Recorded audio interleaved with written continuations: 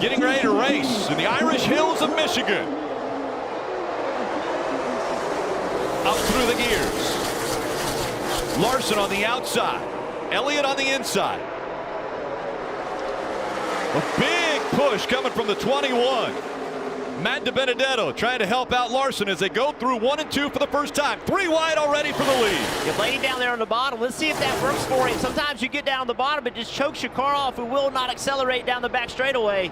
That outside line is going to have the momentum. Those guys on the inside, you're going to see that every restart. That inside line just doesn't have the speed and momentum. The outside line's where you want to be. Now Blaney's stuck down there and will continue to lose spots until he can finally get up in here behind. Now it's going to see the 9 car is going to move up in that outside line, trying to fill that hole. I think his teammate cut him a break there with Alex Bowman to allow him to get in the line. Yeah, Blaney was with an aggressive move, but I don't know that's the move you want to make today. I don't know that you want to be on the bottom of 3 wide. See Matt DiBenedetto trying to take the lead. He did a great job of pushing. Got these front 2 cars on the outside lane out front. Kevin Harvick now under fire. He's got the 9 of Chase Elliott trying to get by him. And here comes Alex Bowman in the 48. That There's 12 Ryan car. Blaney. Look at him backing up in the 12. That car was bouncing off into turn 3. You had to get way out of the throttle there. Losing spots. Now down low on the racetrack. Continuing to lose spots. Could be an issue on this 12. That's how much momentum you lose. Just look at Joey Logano. Got a big draft off of Kyle Busch, trying to take advantage of it. Look at the car bouncing in the back end. Sure, something wrong with that car for him. He's stale off pace, really not trying to get back in line. See if he goes up here behind the 24, he's going to go in the line there. We've become accustomed to it, but no practice is still unusual for these teams and drivers. If you try something, it doesn't work. Battle for the lead. Here comes the 21, Matt DiBenedetto, fighting for a race ride. At the end of this year, he loses this ride with Wood Brothers. Harrison Burton will take over, and now he's trying to find another home. But he's trying to take the front. Yeah, how impressive is this to see Matt take the fight to one of the best in the business right now. What will Kurt do? Kurt do, he's got to run. Going to the inside, a little bit of a side draft on the 21 here. And Matt just saw what happened to him with Kyle Larson. Kyle Larson on the outside pulled him back. Now, Matty D is going to try to do the same thing to Kurt, but Kurt clears him. Kurt's going to be a threat today, guys. Kurt Busch dominated Atlanta the last time we ran this aerodynamic package. I think he will be a threat today. So DiBenedetto falls all the way back to 3rd after fighting for the lead with Larson. And look who's battled all the way back up to 4th. Chase Elliott is right back up there in the mix. So Rick, for the first 4 or 5 laps, fresh grip. As you see Martin Truex Jr. on the bottom of the screen right here. Marty, what do you get on the 19? Yeah, Martin Truex Jr. has fallen all the way back to 30th, about to go to 31st after starting 5th today. He has some left rear damage. Once the 78 clears him here, you'll be able to see that. Truex may be coming down pit road, worried about that left rear, and it might cut that left rear tire. And look, that bad to me, Steve. I don't know if you can evaluate it, but the damage clearly behind the tire. I think that's what they were worried about. Yeah, you see the damage behind the left rear, and you talk about tire clearance. The issue is these cars look like they're at super speedways. I mean, they have them on the ground trying to reduce that aerodynamic drag down these long straightaways. Let's listen into the 19. Well, Rick and loose. You're driving on the straightaway. Can't see in the mirror, though, but I'm all over the damn place. Sounds like they have some sort of major handling issue. Says he's wrecking on the straightaways, so something is amiss on this 19 car. Luckily for him, 14 more laps if he can just keep the car together to be able to come down pit road under the comp yellow and find some service, but it does not look fun to drive. Yeah, Steve, that left rear damage, that is exactly what you don't want on the left side of the car. If you get the right side flared out like that, it might work, but on the left side, it's going to kill your side force and your down force. And it could make it a little uncontrollable down the straightaways. As silly as it sounds, put a lot of odd aerodynamic load on that left side of the car, making it move around in that low air pressure. And if there's damage on that car, he has to make it think there's damage to another car, right front headlight or somebody. You have to look through the field to see where that contact was made. You and I were thinking the same thing, Junior. Kyle Larson has about a 4/10 of a second lead over Kurt Busch. Then it's back to DiBenedetto, Chase Elliott, Denny Hamlin running in the top 5. Kevin Harvick settles now into 6th. There's Chase Elliott. about 2 car lengths behind Matt DiBenedetto. So what I was going to say before we went to that damage on the 19 is, you know, at the start and in these restarts, fresh tires, these guys are really close, if not wide open. It's almost like Daytona and Talladega, drafting, pushing, helping each other. But as the tires wear, this track has lost grip. 8 laps in, we're right on board as throughout the course of the day, and you will hear moments where the drivers are at least part throttle. So handling does come into play. Chase Elliott right there through 3 and 4. His car is really fast. He's able to make ground on Matt DiBenedetto as he right along with Kurt Busch. But both ends of this racetrack are different. Car doesn't drive the same. You'll see a car really handle well over here and not well in 3 and 4 or vice versa. Kurt Busch all the way on the bottom of the racetrack. Less banking down there, but just a shorter way around. See his throttle on the bottom left. 5 green dots. Let's see down here in 3 and 4.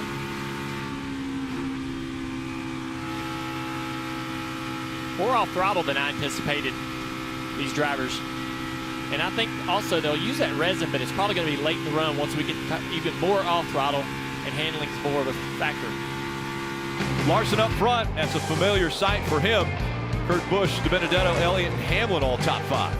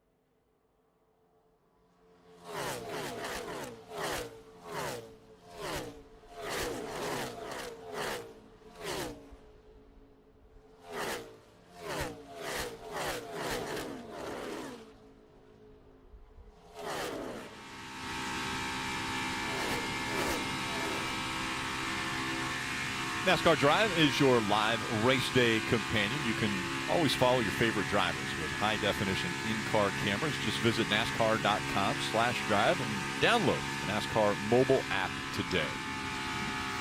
You're watching the FireKeepers Casino 400 from Michigan International Speedway. Dave.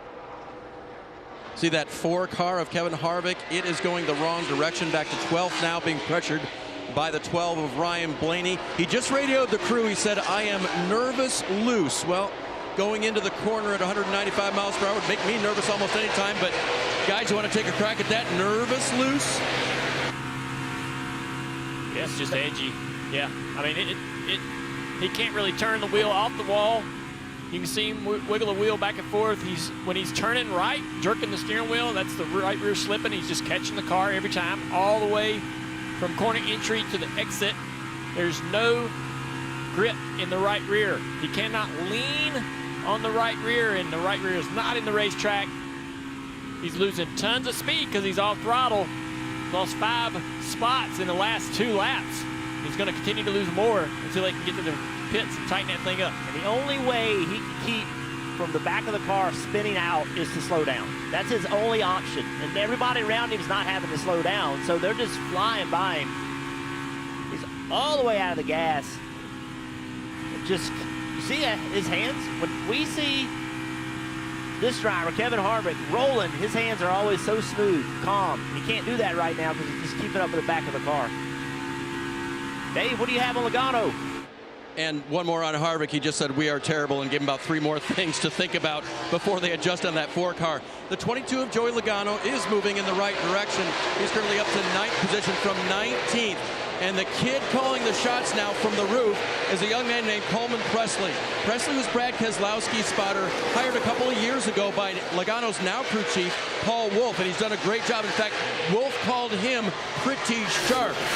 Joey Logano and Coleman Presley have been great friends for a long time, and Joey told me on the grid today, yeah, I talk to him every week because he's at Team Penske about my racecraft, about what he saw. He's a friend, and I've shared with him what I've been doing for the last couple of years. Now they're starting a new relationship, and guys, at a good time as Logano heads to the playoffs. He's got 2 races with a lot of spotting involved, this and Daytona, before they get going. Well, a continuation of that story is Logano's old spotter, TJ Majors, has moved over to Brad Keselowski. So really a spotter swap for the 2 Penske drivers. And interesting, TJ Majors, we were talking with him last night. He said, well, I was the best man at his wedding and he was the best man at mine, so we're friends. I mean, we get along. We know that we can work together. So there is a relationship already there between TJ Majors and Brad Keselowski also. And interesting how TJ talked about how he thought those close relationships away from the racetrack made him a better spotter. Made him feel like they were in connection more, and that was his buddy out there, and he thought that made a better spotter-driver combination. Things working out right now for Kyle Larson. He has about a 0.3 of a second lead over Kurt Busch. Then DiBenedetto back about a second. There's Chase Elliott, and right now Hamlin is closing in on him as well. Parker. Well, and also his teammate William Byron might just be the fastest car on the racetrack. He actually just turned the fastest lap on that lap there, back in 8th place. He's up 10 positions, just a little bit loose, that 24 car, but doing work here early. One of the few cars we've seen being able to drive to the field and make a lot of passes here as we head towards that competition caution. Really happy with that 24 car right now and showing the speed on the track. You and I were talking paint schemes earlier. That Exalta paint scheme, you know, classic, bright, easy to pick out on the racetrack. We talk spotters. If I'm a spotter on the roof, this is the type of car I want to spot for in some of these crazy restarts. I could pick that one out all the way around this 2-mile facility.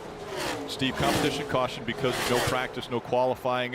What are they going to look at here? Are we going to see tires getting changed every single stop? Well, there's no fuel before, so you really want to pit at the comp yellow because that is your fuel window to the end of the stage. I do think there's an opportunity for 2 tires because you only need 20 laps worth of fuel. We'll see if they feel that 2 tires is all you need or if some are going to go safe, make adjustments, and put on 4. But looking at the lap times, I would say tires can't be a huge effect because they're still very fast. Some of the drivers actually running their fastest laps of the race in the last 4 or 5 laps.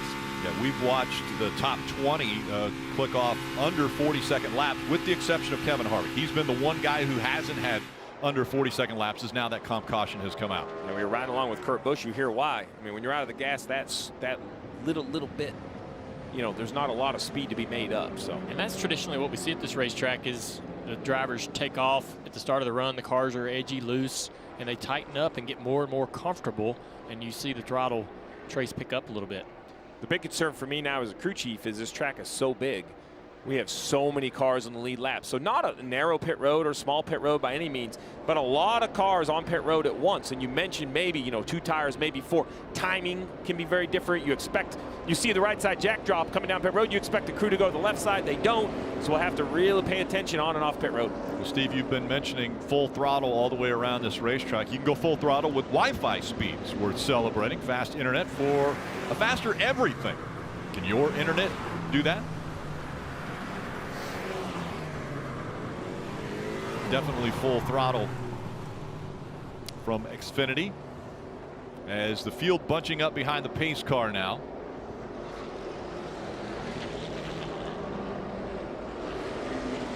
Garrett Smithley, Joey Gase, the only 2 drivers that didn't stay on the lead lap in those 20 laps. And Martin Truex Jr. fell all the way back to 33rd with that little bit of damage to the left rear. Yeah, that car definitely not driving like you want. So take the time now. We still have 179 laps to go in the race. So make sure that you repair it the best you can so you can start, you know, trying to fight to get your track position back. The battle for that cutoff line, Tyler Reddick 7th right now in his Chevrolet, and then Austin Dillon currently 15th. So Reddick outdoing his teammate a little bit for position on the racetrack as we get ready for this competition caution. You look at the playoff standings right there at the red line. Tyler Reddick above it, Austin Dillon below it. Kevin Harvick, he actually could clinch a playoff spot today depending upon the points that he's able to get. But there's always that fear of 2 new winners, and you get 2 new winners, it would eliminate Kevin Harvick. Parker. At Benedetto in the 21 car had a fast car to start there. It should be 4 Goodyear tires. Just built a little too free as the run went on there for the 21. Also the Villiers screen, Kurt Busch, he was just edgy loose as he went into the corners. You see just left side tires for the 1 car. Kurt Busch used a little bit of strategy, Marty. Same for Kyle Larson, just left side tires only for the 5 car. Larson said 1 and 2, we're losing grip. I can tell once we hit traffic, it's going to be really tight. Larson actually loses a spot here on pit road. Great work by the 11 crew. They get Denny Hamlin in the lead by gaining 4 spots, Rick. You see, Rick, a whole bunch of variety. 0 tires, 2 tires. I saw a couple rights. I saw a couple left. A lot of options for this crew chief here at Michigan.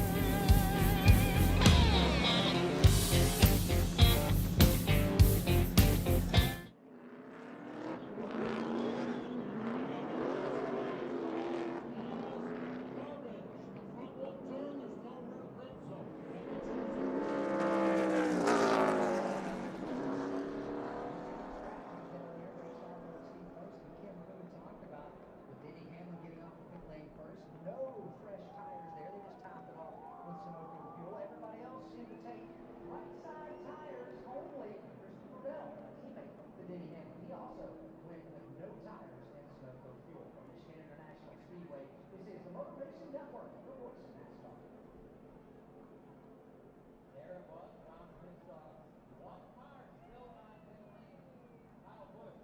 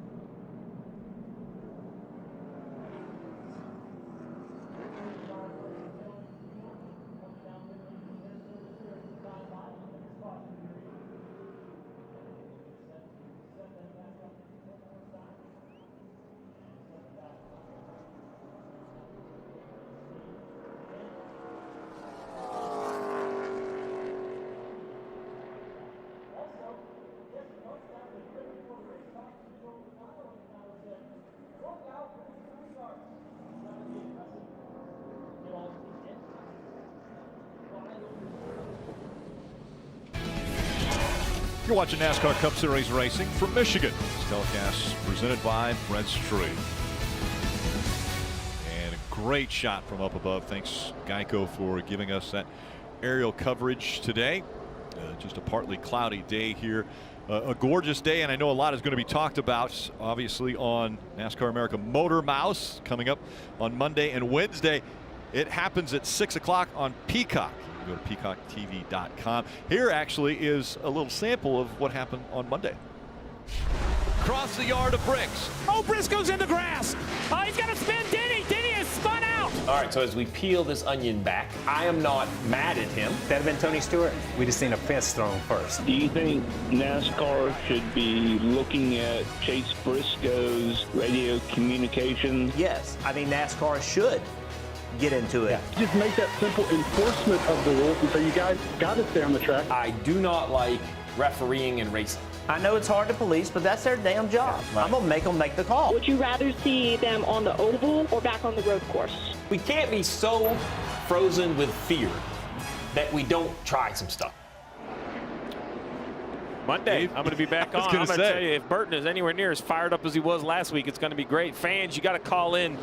You guys make the show. And anybody who wants to view it, you can sign up for Peacock at peacocktv.com. Yep, Mondays, Wednesdays, 6 to 7 p.m. That's what makes that show so much fun. The fan interaction, call in with questions, comments. Great time, Marty. Indeed, it is a lot of fun to hear from the fans. Martin Truex Jr. all the way back in 36 now. They did fix that left rear damage, and we found the guilty party and confirmed it was his teammate Kyle Busch. They came down and fixed the nose of the 18 as well. Another Joe Gibbs Racing driver having a little bit of an issue, Dave. It's gotten interesting for Denny Hamlin in the last 5 minutes. Listen. Yeah, you're really bad. Broken up and everything. Did you copy me on the antenna? It wasn't screwed in. Yeah, that makes sense why I couldn't hear you. Can you hear me a lot better now? Yes. So they had no communication coming to pit road. That may have been one reason why Chris Gabehart did not put 4 tires on or make any changes. He had no information. Now he knows the car's a little bit edgy loose. They can hear each other, but what's this going to be like on the restart?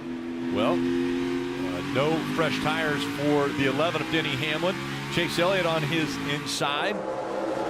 We see Kyle Larson back behind Denny Hamlin. Denny Hamlin, a great restart. And now here comes Tyler Reddick pushing the 9 up.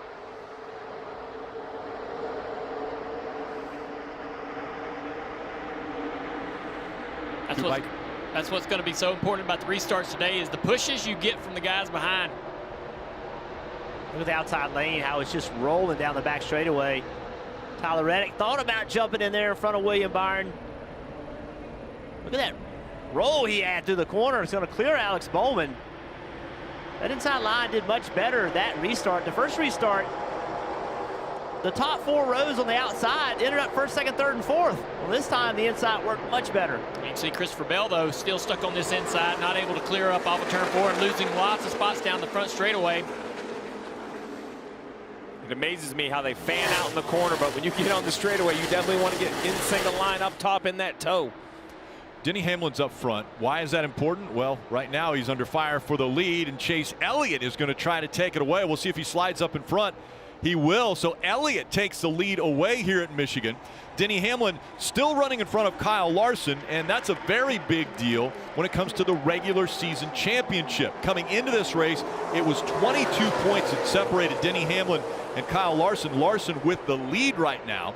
But there's 15 playoff points on the line after Daytona's race that Denny Hamlin and Kyle Larson are fighting for right now if you get that regular season championship. You see they're getting down into turn 1. The 11 car right on the back bumper of Chase Elliott. Chase dives across the nose of the 11 to the bottom of the track, and then he loses all that front aero, but then gets this great push down the back straightaway by Kurt Busch. Back up to the back bumper of the 9 car. And Denny running really high. He was doing that early in the race also. Denny, remember, he didn't put tires on right here, just fuel only. The guys around him have 2. Side drafting working for Kurt Busch as he's trying to clear, but now Larson giving that 11 a little shove. Look at Joe Logano back there using that bottom groove. That's going to be helpful. Kurt Busch slides up, though, in front of the 5. The 8 car now pushing the 5 car down the back straightaway. 24 is going to fill that gap as well, Marty. You guys talk about regular season championship standings. Well, how about the playoff cut line? And Tyler Reddick's run right now up in 6 left side tires. The call from Randall Burnett on that last stop, and it got him a ton of track position. When I talked to Randall Burnett this morning, he said this was the racetrack they were worried about. He said Tyler, over his career in the Cup Series, not been so good at Michigan. He said if we can get through today with a top 10, we'll be happy. I think we'll be good at Daytona next week. But Dave, watching these teammates battle for this final spot in the playoffs is going to be incredible to fun the next 2 weeks. It has been really interesting to watch, Marty. And for Austin Dillon, who started way back in the 20s, he was all the way up to 12th on that restart, even after having 4 fresh Goodyear tires put on the car and a chassis adjustment. Austin told the team, I want to be able to run the high line better, give me an adjustment for that. Crew chief Justin Alexander went to work and held his track position that he gained earlier through passing cars. Look at Kurt Busch pushing Larson down the front straightaway. Pretty incredible the speeds that they can create doing that on the cars around them. Tyler Reddick, though, side by side with Kurt Busch. He falls back in line to 24. William Byron, who's been moving forward, attacks the 8 here with a side draft, and he moves away. He wants to get back up the racetrack because he seems to like that higher line. He slides up in front of the 8 car here, a little bit loose. Caution is out. Yes, there's a car stopped on the backstretch just out of turn 2 and hit the wall hard, it looks like. Joey Gase. Wow, heavy contact to the right side of this car. AMR safety crew immediately out to attend to that car. Yeah, that's a pretty hard lick for Joey. Started his career at Hawkeye Downs Speedway way back in the mid-2000s, racing late models, was a track champion there. This is tough for Rick Ware Racing. Not a lot of car inventory. Release a foundation on the hood supporting Gase today. And let's see what happens. Oh, no. Right front tire, it looks like, Steve. Yeah, for sure. A tire, suspension, something. You have to guess tire as hard as it turned right. That is a big hit for a driver. I mean, that's the thing. He's all the way wide open in the gas, and it just quits turning. Such a big impact. Great to see Joey out of the car. Yep, there you go. He's going over to the right side. I think he's, he knows something, a failure of some sort caused that car to lose control and go straight into the wall like that. Driving for Rick Ware Racing. And we'll see Joey make his way to the safety car. He will then go to the infield care center to get checked out. Pit road is open. Not a lot of takers here early. You want to keep your track position, you have it. Maybe some guys towards the back continue to work on their race cars, make some improvements. Second caution has come out to slow the pace here at Michigan.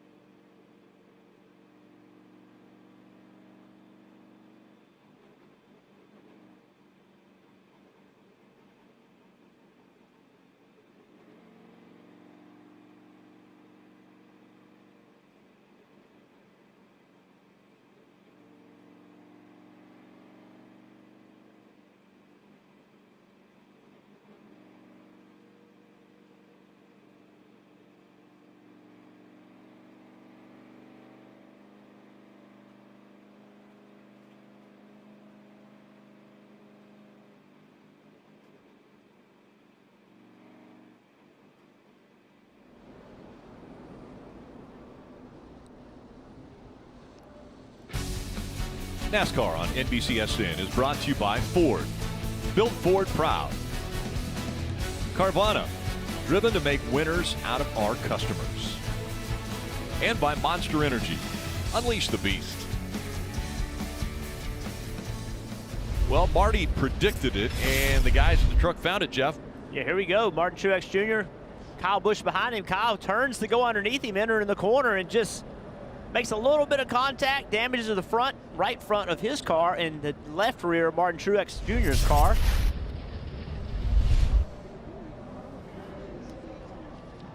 So they did a little work on the 18 and fixed the nose on that. They've done work on the 19. How about the 9, Marty? Yeah, that contact earlier between Truex and the 18 happened on lap 3, and Dave mentioned a moment ago the radio issues for Denny Hamlin sitting in second. How about our leader Chase Elliott with radio issues as well? Listen. Yeah, radios aren't great. You know, almost sounds like somebody's stepping on Eddie. Open this time. Pivot open this time. And that is spotter Eddie DeHaan trying to communicate with Chase Elliott. It sort of sounds like there's an electronic interference. Jeff, I can't imagine being behind the wheel when all that electronic interference comes on. Every time your spotter wants to talk to you, it has to be very distracting. Well, it is, Marty, especially on these restarts. We see how wild they are. If you get in the middle of 3 or on the bottom of 3, you need to know that. If you're on the very bottom of the racetrack, you don't know if there's 2 or 3 people above you. That information's got to be clear. You got to make a decision quickly. So let's see if they can get that fixed. And if they can't, does it impact Chase Elliott in a key moment in the race where he doesn't make a move he normally would because he doesn't have information? Well, so many of us have been listening in and checking out these radios. You can do it as well. You go inside the headset with access to NASCAR Scanner for only $2.99 per month. Just visit NASCAR.com/scanner to start your subscription today. Big fan. That's how I watch the first half of the season when I'm not here. Dial into all the drivers, see what they're complaining about. Oh, they don't complain. Do the drivers complain on that? They give good feedback to their people. Some people can call it complaining. The domination of the high line and these guys being able to choose which line they start in, it's almost painful to watch some of these drivers come into the choose cone making that decision. But there's a lot of guys that go into that bottom groove and advance quite a ways up from their running order, running position to get up into the top 5 or the top 10. If they can make that work coming off turn 2, could be a big deal. We'll keep our eye on the 1 and see what Kurt Busch does as the field approaches the Geico restart zone.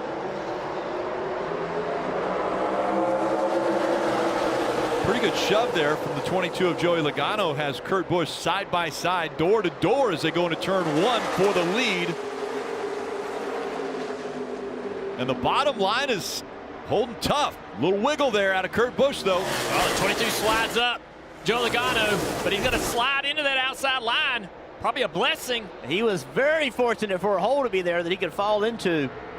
He's got 4 tires. That 22 car has the best tires of all these guys. Kurt Busch hanging strong. He's going to slide right up behind Chase Elliott and just in front of Denny Hamlin.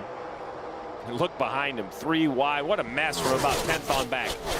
Yeah, Matt Benedetto in that 21 car has been working that really high side. Great battle up front, though. Denny Hamlin to the inside. Big run for Hamlin. Not able to get there. Falls back in line behind Chase. Side by side, though. The 22 looked for a second like he might go to the inside of the 1 car. Kurt Busch, he pushes him down the back straightaway. Kurt has a huge run on Denny here into turn 3. Can he take advantage of it? He falls back. Here comes Logano. Logano makes the pass.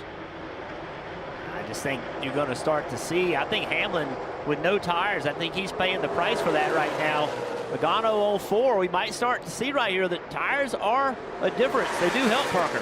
All right, Jeff, and remember that 1 car, Kurt Busch only took left side tires, and I was listening to a couple of the cars that took left side struggling with the balance, and we had that caution. A couple of them came down and actually made adjustments to those cars after taking the left sides. Remember, that can really shift the balance just putting those left sides on, and that 1 car very edgy on the entries. You see Kurt struggling getting to 3 here.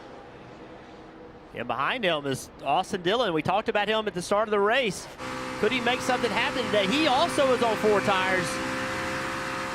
Trying to get to that left rear quarter panel of the 1. Pulling back, there he is. Got him where he wanted him. Now can he drive into turn 1 deep enough to clear him?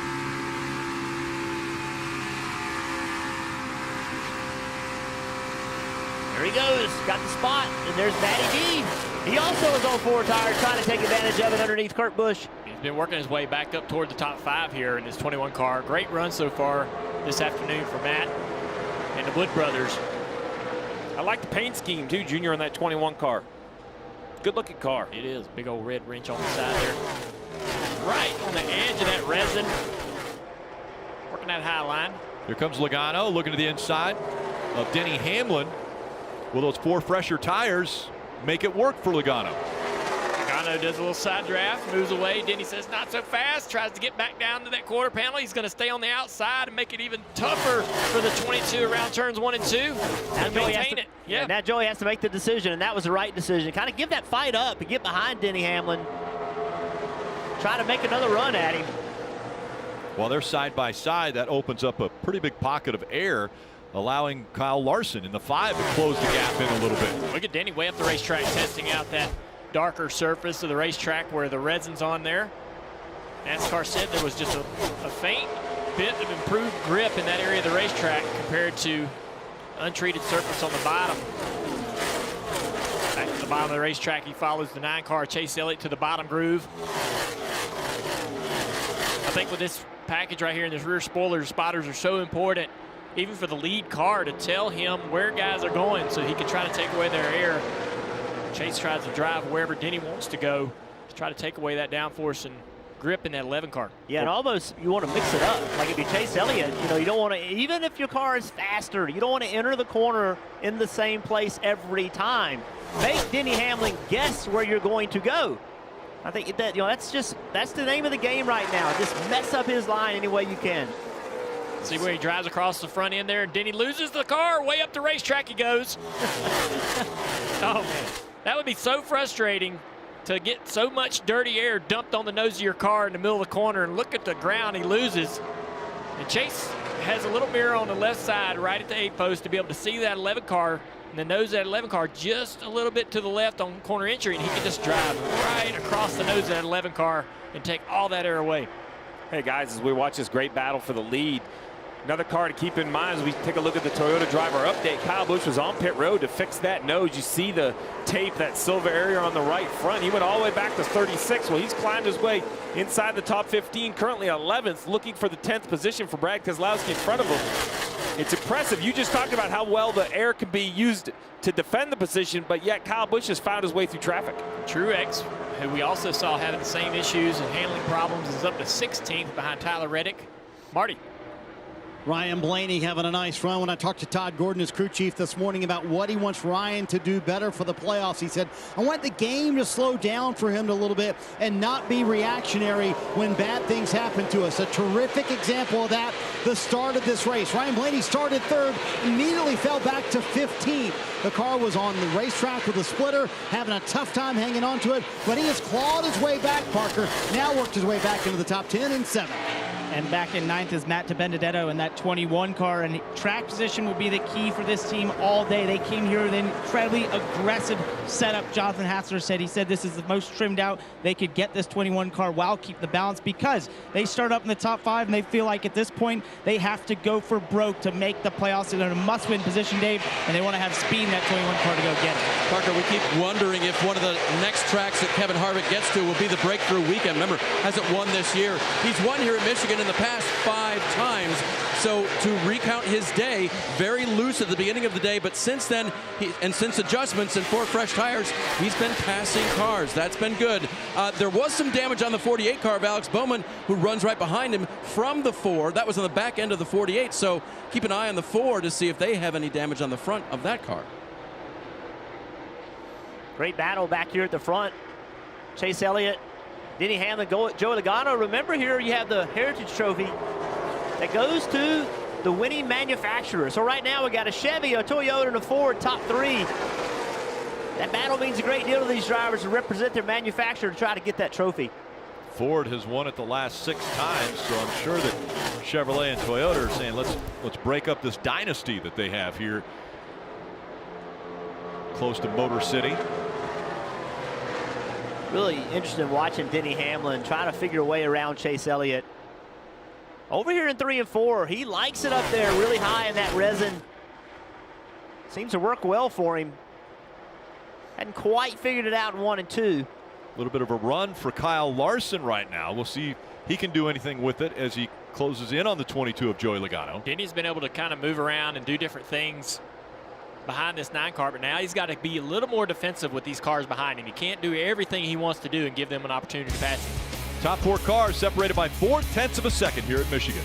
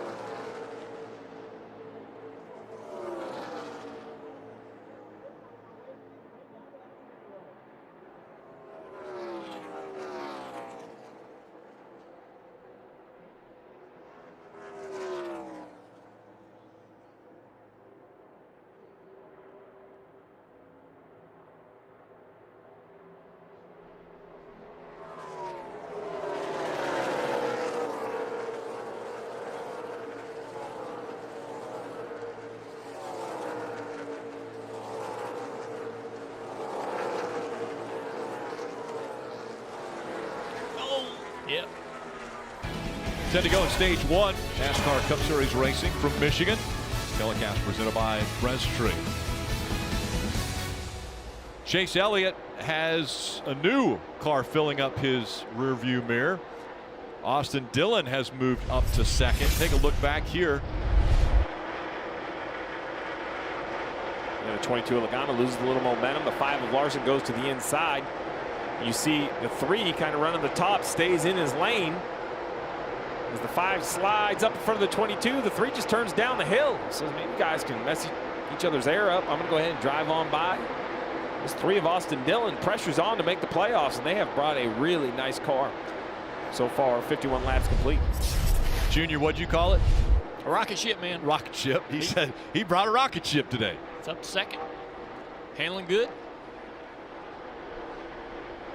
Chase Elliott has about a 0.6 of a second lead now over 2nd place Austin Dillon. And it's Hamlin, Logano, and Larson, the top 5. This was that pass for 2nd here. Austin just had a run on these 2 guys as they were side drafting and slowing each other down. He took advantage of that down the front straightaway. He's running Chase Elliott down. He's got a really fast car. About almost 0.2 faster that lap. So with 8 to go, he's got enough time to get there. Man, he's got a rocket ship. The man just said a rocket ship. Dave? I think that's what he told me in the pre-race show, too, so it's bearing out now. When I talked to his crew chief, Justin Alexander, about the Chevrolet and the success that Hendrick Motorsports has been having, he said, we felt some of that, too, as a Chevrolet team. Maybe not as good as what they've done, but we know we'll be good here today. And with 4 fresh tires and a chassis adjustment and a good choice on where to restart that last time, Marty, the 3 has gone forward. And, Dave, look how it's changed the playoff bubble. Left-hand side of your screen, Austin Dillon now in, Tyler Reddick out, and Randall Randall Burnett, they have a command center for RCR back in Welcome, North Carolina. You see Kyle Larson making a pass for 4th position around Joey Logano. They listened to the command center and went with left side tires on the 8 car on that last stop. Randall Burnett said, man, we should not have done that, because clearly the 3 car Austin Dillon did not listen to the command center. They took 4 tires. So it's amazing that these decisions, Steve, that being made with pit strategy, they're being made like 2 feet apart back in Welcome, North Carolina, but you don't always have to listen to the computer, do you? I would have a hard time. You know, I know the computer does process a lot of data, but you know, there's lanes on the restart and confidence in your driver, and there's a thing called momentum and pressure and adrenaline, and the playoffs are here, and I'm not sure the computer can take that all into account. So at some point, I think the crew chief and the engineers here at the racetrack have to make the decision, and it's working so far for the 3. Parker. Guys, one of the biggest movers since the restart is that 18 car Kyle Busch, and we've seen some pretty visible images of how the air is affecting these cars. Take a listen to how Kyle describes that sensation inside the car. I need more weight on the front tires. Late exit, back is okay. If I rip it to the bottom, I can get a little bit of rear slip. But if I just try to track corner and go through the corner, fine, normal. Rear stays with me, okay. Yeah, it feels like the splitter a little high. Just nothing forcing the front tires in the track, you know? That's the aero not pushing the car down the track. He also described it as almost being a 4-wheel drift at times when he catches that air the wrong way. And that's just what these drivers have to deal with as they try to come through the pack. Some of that can be that damage. I know it looks like they've done a nice repair job, but these cars are so sensitive at these speeds. You know, some of that lack of front downforce or lack of front weight on the front tires on corner exit could be something as simple as the damage to the right front fender. Brothers running nose to tail once again. Kurt Busch, the older brother, in front in the 1. Kyle Busch, the younger brother, in the 18 just behind. And those 2 are running in the 8th and 9th position right now, chasing down Matt DiBenedetto. Here goes Larson again. He has been able to now clear the 11 of Denny Hamlin. So Larson up to 3rd. Got to run off turn 2 down the back straightaway, able to make that pass on Denny. Marty. Hey, Junior, I want to know from Steve. So you seen Chase Elliott took left side tires on that first stop. Kyle Larson took left side tires and had some track position to gain. So what did you learn from that first stop of the day, Steve? Would you be willing to do 2 tires later in the race? But it seems like 4 tires was kind of the call, and that's what got Austin Dillon up through the field. Oh, I believe that track position still beats tires. So if I could start somewhere in the front 3 rows, I'd take as few tires as possible to start there. The real question is how much fuel you need, and with almost 40 laps on this fuel tank, I imagine this will be the time that most drivers take 4 tires because they have to sit there and take all that Sunoco fuel. As we see Austin Dillon with 2 to go in this stage, Rick, he's not thinking 9 stage points. He wants 10 and that playoff point. He wants to beat Elliott back to the line. Well, only one Chevy driver has won stage 1 here at Michigan. Would you guess it was Chase Elliott, or would you guess it was, would you put Austin Dillon up there in that list? I would assume Chase Elliott. You would assume that, but it actually is Austin Dillon. He has won stage 1 here before, and the only Chevy driver to do it. Well, he wants to try to keep himself at the top of the list. And this is where I think he looks pretty good. He's able to run a little bit higher and keep that momentum up. Now, this lap car is definitely going to hurt. Who does it hurt more? Did Chase Elliott clear him at the right time, or did he have to get out of the gas a little bit? I think it hurt hurt Austin. Chase cleared him, ran his normal exit. And then right here, it's going to hurt that angle of corner entry for the 3. Larson's going to run right around the bottom. He's going to try to get to the quarter panel of the 3. Chevy looking strong here in stage 1 as they're running 1, 2, 3 with Chase Elliott, Austin Dillon, and now Kyle Larson coming up into the picture. Yeah, Austin Dillon's far enough back now from Chase Elliott to be really hard to catch him, but think about all the points he's gaining on Tyler Reddick right here. I know he wants this stage win, but a second in this stage gives him a huge advantage over Reddick. Top 10 all gain points at the end of the stage. Reddick's not in the top 10. Austin Dillon trying to hang on to second. Chase Elliott gets the win, but it is Larson who finishes second in the stage. Dillon falls back to 3rd. And that lap car for Austin Dillon in 3 and 4 cost him a lot of momentum off of turn 4. Larson taking advantage of that opportunity to get that position. No telling what that point might matter come the end of Daytona a week from now. I'll be disappointed coming off turn 4 to lose that point. I'll be honest, if they leave here even with Reddick, I'd be happy with that going into Daytona with 3 teams. Great battle right there for position. And right now, as they stand, the 3 and the 8 tie.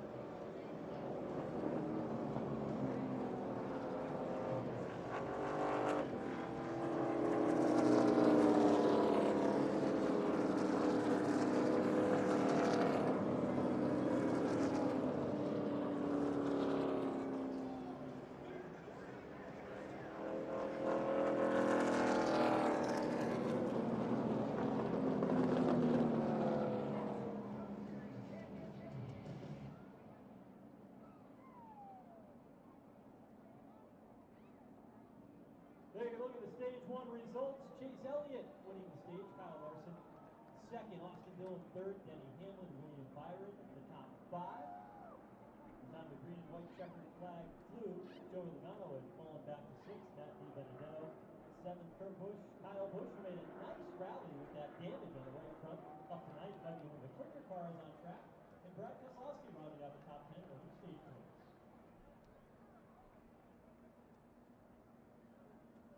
Free pass will go to Good Hout in the 0-0 machine as they get ready to come down for a round of pit stops here under this stage break. Critical round of pit stops to make some adjustments to some of the cars that came out of that handling moving a Hopefully Wood. Pit road is still closed due to the Sunoco billboard on the inside of the pit wall right now. Pit road entrance, that red paint entrance indicating that pit road is still closed at this point in time.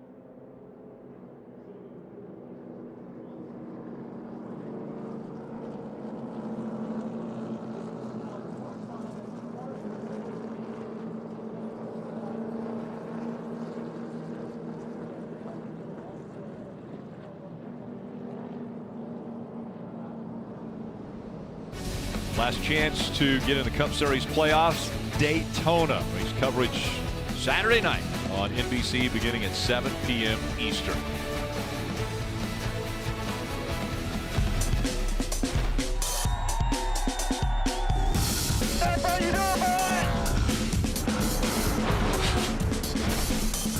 Sun's down, lights up, and cars are rolling. 2.5 miles in length. It is fast.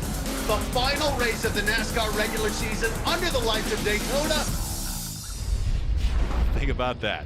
Daytona and the unpredictability of that racetrack, and it will determine the 16th position for who will make the playoffs. It's going to be amazing. Pressure packed. I mean, look at the points between Reddick and Dillon, currently tied. But remember, a win and you're in. So regardless of where Reddick and Dillon are in points, if they can't, surpass Kevin Harvick and another name below that wins, they're eliminated. And of all places, Daytona. I mean, think of the different winners we've seen there. Starting off the season. Yeah. Michael McDowell got his first win in the Cup Series, and it came at the biggest race, the Daytona 500, and locked him into the playoffs. Now, at the end of stage 1, teams getting ready for their drivers to make their way onto pit road, led by the 9 of Chase Elliott. It's Elliott, Larson, Dillon, Hamlin, Byron, the top 5. Dave. And Rick, when a crew member puts a wrench through the rear window of these race cars, there's a couple of things they might try. One's called wedge, one's called track bar. Big debate on what they would do for Austin Dillon to help a race car that has gone tight. We'll see what the rear tire carrier does. At this point, looks like it's going to be wedge adjustment, Marty. Chase Elliott with the stage win, Dave. He described his car as, quote, reasonable on old tires. Then he tries to run the middle of 3 and 4, but it's out of the track there, so he's got to force to run the bottom. Meanwhile, Kyle Larson said his car was edgy on entry early, but, quote, mellowed out the further he ran. Larson gained a spot at the end of that stage. The pit crew gains him a spot here on pit road, Rick. Solid team effort there for the 5 team. Kyle Larson gets off the pit road first.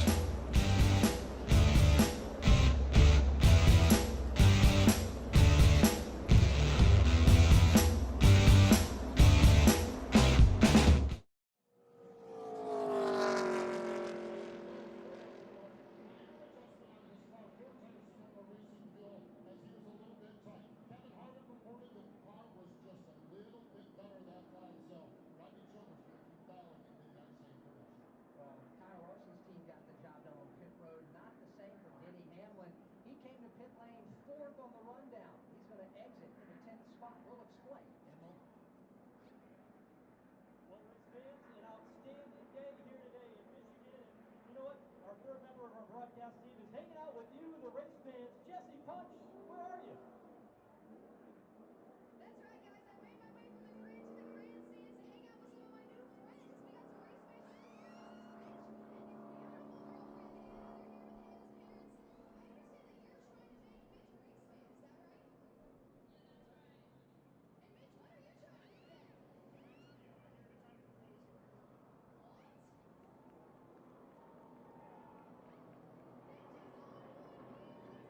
What?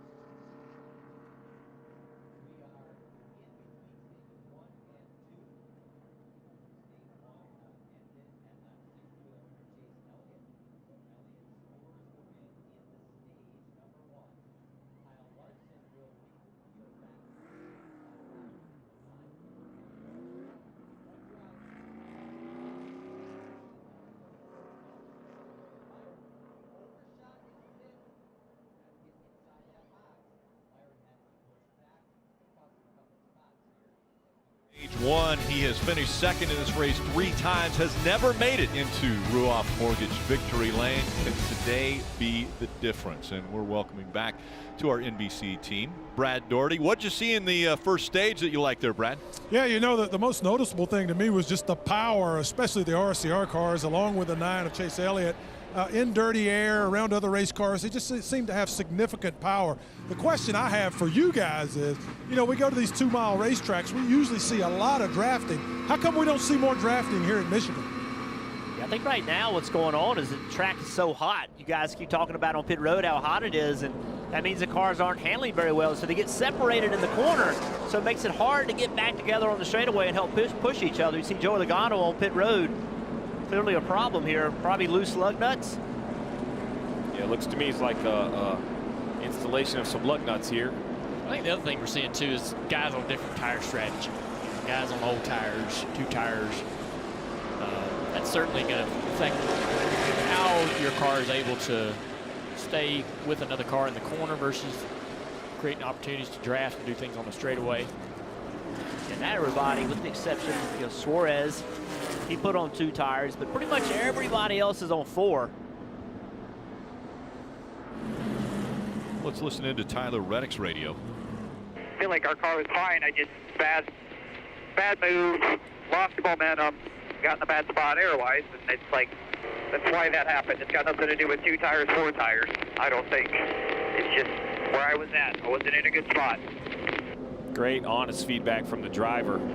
You know, taking responsibility for not being in the right position, making sure his crew chief doesn't panic and think they have to have 4 tires all day long. Lost some positions there, but just, you know, pointing out that, man, I wasn't in the right spot, and I think that was more of the issue. You see the stage points on the left side, and so important to gain those stage points, especially for Austin Dillon. Yeah, how about Austin Dillon? He said, you know, he came out 3rd.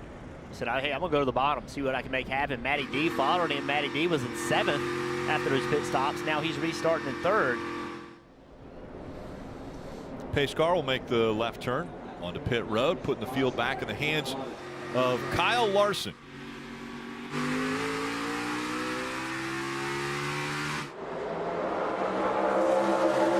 Looks like that outside line's a little more organized and connected.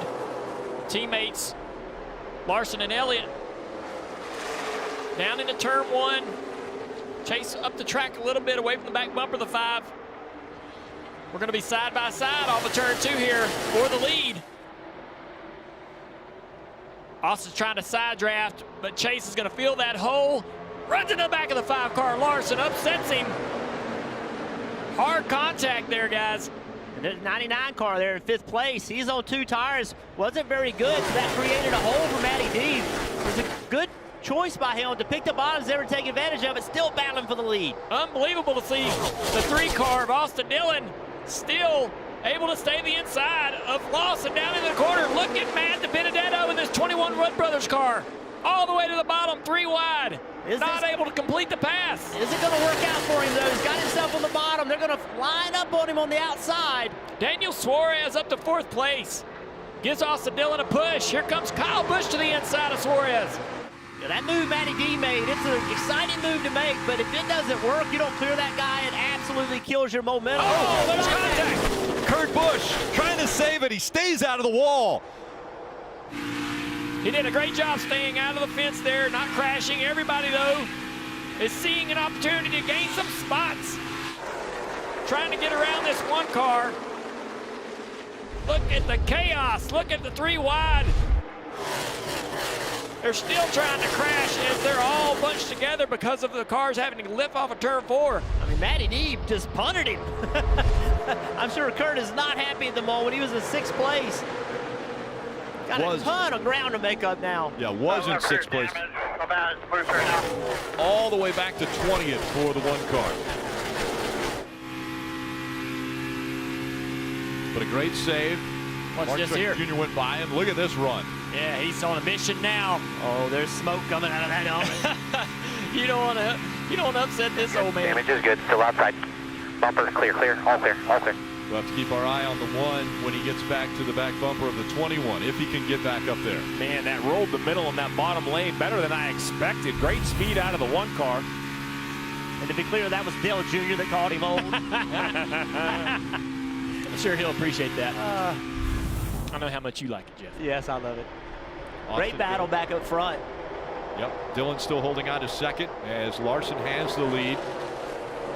Chase Elliott, the 3 Chevrolets again running 1, 2, 3. Austin's going to stay in the grip there. Enters the corner, turns down across the bottom of turn 2. This 3 car is driving really good for Austin right now. Got to hand it to RCR. It's time to go. It's time to get a win. They brought a car that's absolutely capable of it. He's going to drive. He's going to have to lift right there. Gets way too close to the back bumper of the 5 car. Loses the front end. He's going to get a push off the nose of the 9 car of Chase Elliott. We'll see if Chase wants to give him the push or if he wants to take second away. Chase tried to stay away from him, so he didn't push him, but you see he's able to do that. The 3 drives right back up to the back bumper of the leader. He has to go high here to get some clean air on the nose. Will that momentum play into this move down the backstretch? Now he's pushing Larson away. The nose of that 3 car. The beach ball works just like it does at Daytona and Talladega here with these cars. Austin's going to go to the top to try to keep the momentum up in the car down the straightaway.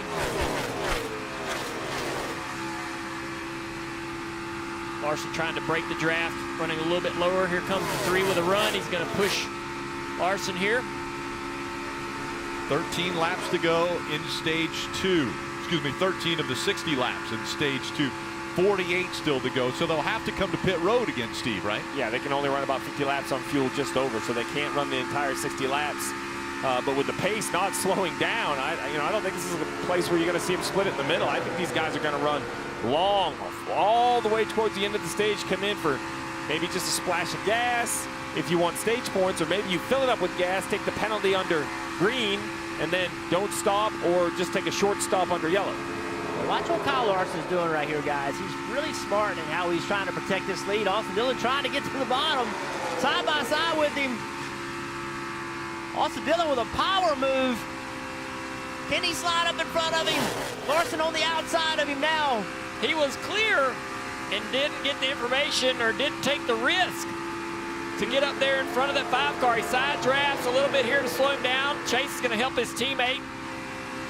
Yeah, the hole went away for Austin Dillon to slide up into. Let's see now if Chase can keep blocking.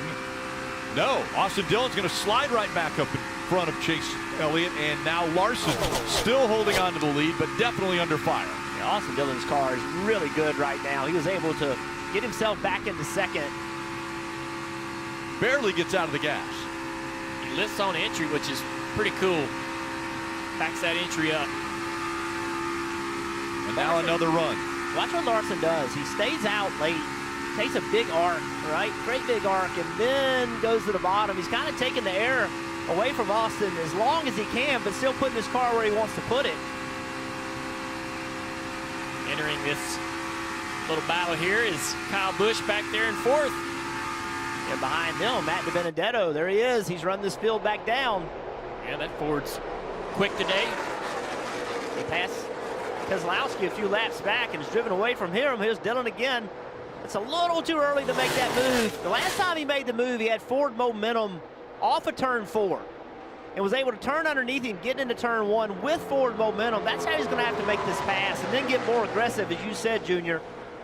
Just drive the car up the racetrack. Take away Larson's line if he gets another shot at it. All right, this may be an opportunity right here down the straightaway. He's run the high line to create some momentum down the straightaway. Here he comes, gets the run on the 5 car. Is he going to be able to make a move to the inside here? See Ford momentum. There, he's going to try it. He's going to dive down in the corner. So he could slide up now and clear him, yes, but he doesn't. Clear. He's clear. Really get that information and take that chance. He doesn't. They're going to have to do better than that. If they're going to make this pass, they're going to have to get more aggressive. Now he side drafts. Let's see if he tries it in 3. Just as he gets into the entrance of the corner, there's a little bit of a side draft happening for Larson to hold Larson right there on the outside and frustrate this 3 car. Now here comes the 9. They're going to stay side by side. What does Chase Elliott do here? So you see now Larson's going to have a little Ford momentum back on him into turn 1. See right there? And that's going to take away the opportunity Austin Dillon. Chase is thinking lead. I'm going to take the lead. I'm not going to help my teammate. I'm going to drive around both you guys, but this is going to hurt Austin here. And here comes Kyle Busch in the 18. Austin Dillon slides right in front of the 18, but the 18 is going to move to the inside, try to take that third spot away. And that's what we talked about. That's why Austin Dillon's going to have to get more aggressive. Now he's going to have to fend off this battle from Kyle Busch. Looks like he's going to be able to do it. But then he's going to have to get by Chase Elliott before he can get to Larson again. That aggressive level has got to go through the roof for Austin Dillon. Dillon drops back to third. Chase Elliott now up to second.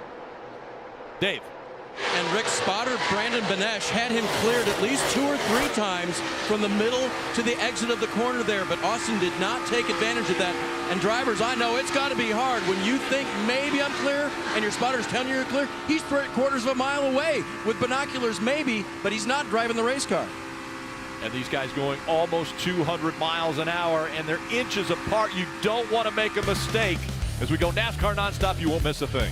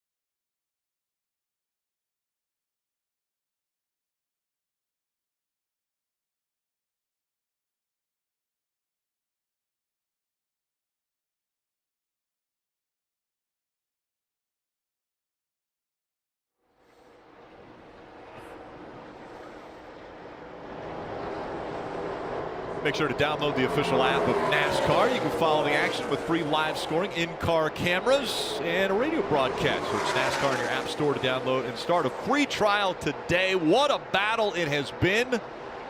You saw the pass for the lead in NASCAR nonstop. Chase Elliott out in front. Kyle Larson holding on to second. Austin Dillon not losing grip with these two. I'm pretty surprised by the 5 car and how he's able to hound the 9 after seeing the 9 car go by for the lead. Larson hanging on right here, giving Chase all kinds of fits. Keeps inching his car higher and higher.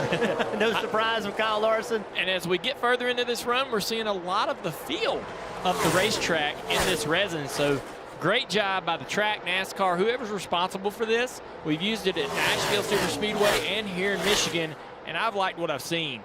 It doesn't add a massive amount of grip, but it does give us another option for the drivers. And without the inconsistency that we see with the traction compound. A lot of times that traction compound, they'll drive in there early in the race and just wreck. You'll have no grip. this seems to have stayed the same from the start to where we are right now. See, Christopher Bell, slid right up behind Matt DiBenedetto, almost caught him in the left rear quarter panel. Bell's fast right now. Just drove by Hamlin on the outside. Marty.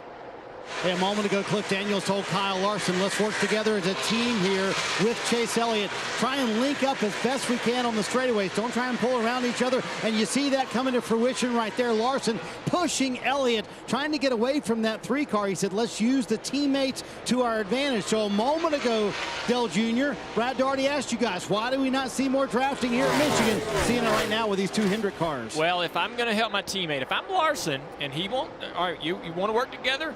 I need you to run somewhere else in the corner. We can't run the high side together, so this is what I'm seeing. So Chase going to the bottom and leaving that high side and that clean air for the 5 car, and then I'll be happy to push you down the straightaway if you're going to allow me to get that front grip and that clean air in the corners. So good work by these guys, running different lines in the corners to save the front tires on the following car, and then working together in the draft on the straightaways. You see, though, the 3 car hanging in there. Yeah, that teamwork isn't really making a big difference on their the gap they have to 3rd place. They can't shake Austin Dillon. Austin Dillon staying right in there within a half a second of these 2. Austin Dillon and his team, they have the speed today. What's going to be so important for them and every team is keeping up with the changes as this racetrack goes through the change with rubber being put on the racetrack. Does that resin in that top lane gain even more grip?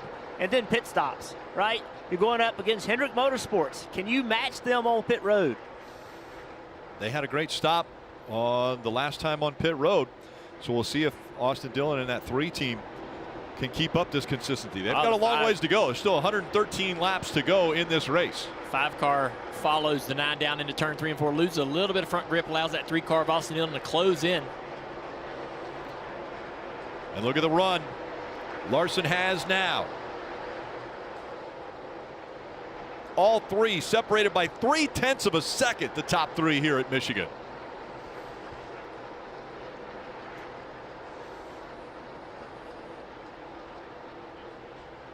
Chase Elliott, almost an accordion effect there of the 5 of Larson. He gets close, he'll hit the bumper, he'll drop back, but he holds on to 2nd with Larson right there. So it's Elliott, Larson, and Dillon. Let's get a few updates. We'll start with Parker.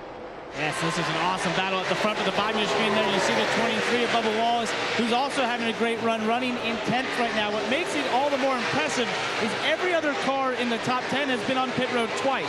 That 23 car has been down pit road 3 times because at one point they came down pit road and put almost every wrench you could possibly put in it to try and get it into the racetrack. I think it's worked because obviously he's found himself in the top 10, Marty. So far, Tyler Reddick has sort of been able to match Austin Dillon. Lost a lot of points early on in the race, but sitting here in 14th, he's been in a terrific battle with Martin Truex Jr., Kurt Busch, and Joey Logano. But a moment ago, Tyler Reddick told his team, I have a vibration. They told him, if it gets too bad, bring it down pit road. If you can hang on to it, hang on to it. Right now, you see the battle for the lead shaping up. Yeah, continuing as we're seeing now the 24 moving to the inside of Matt DiBenedetto. So William Byron tries to get by him, can't make that pass. A little bit of damage, it looks like, to the left front of William Byron's car. You see that fender been in just a little bit there, right in front of the tire.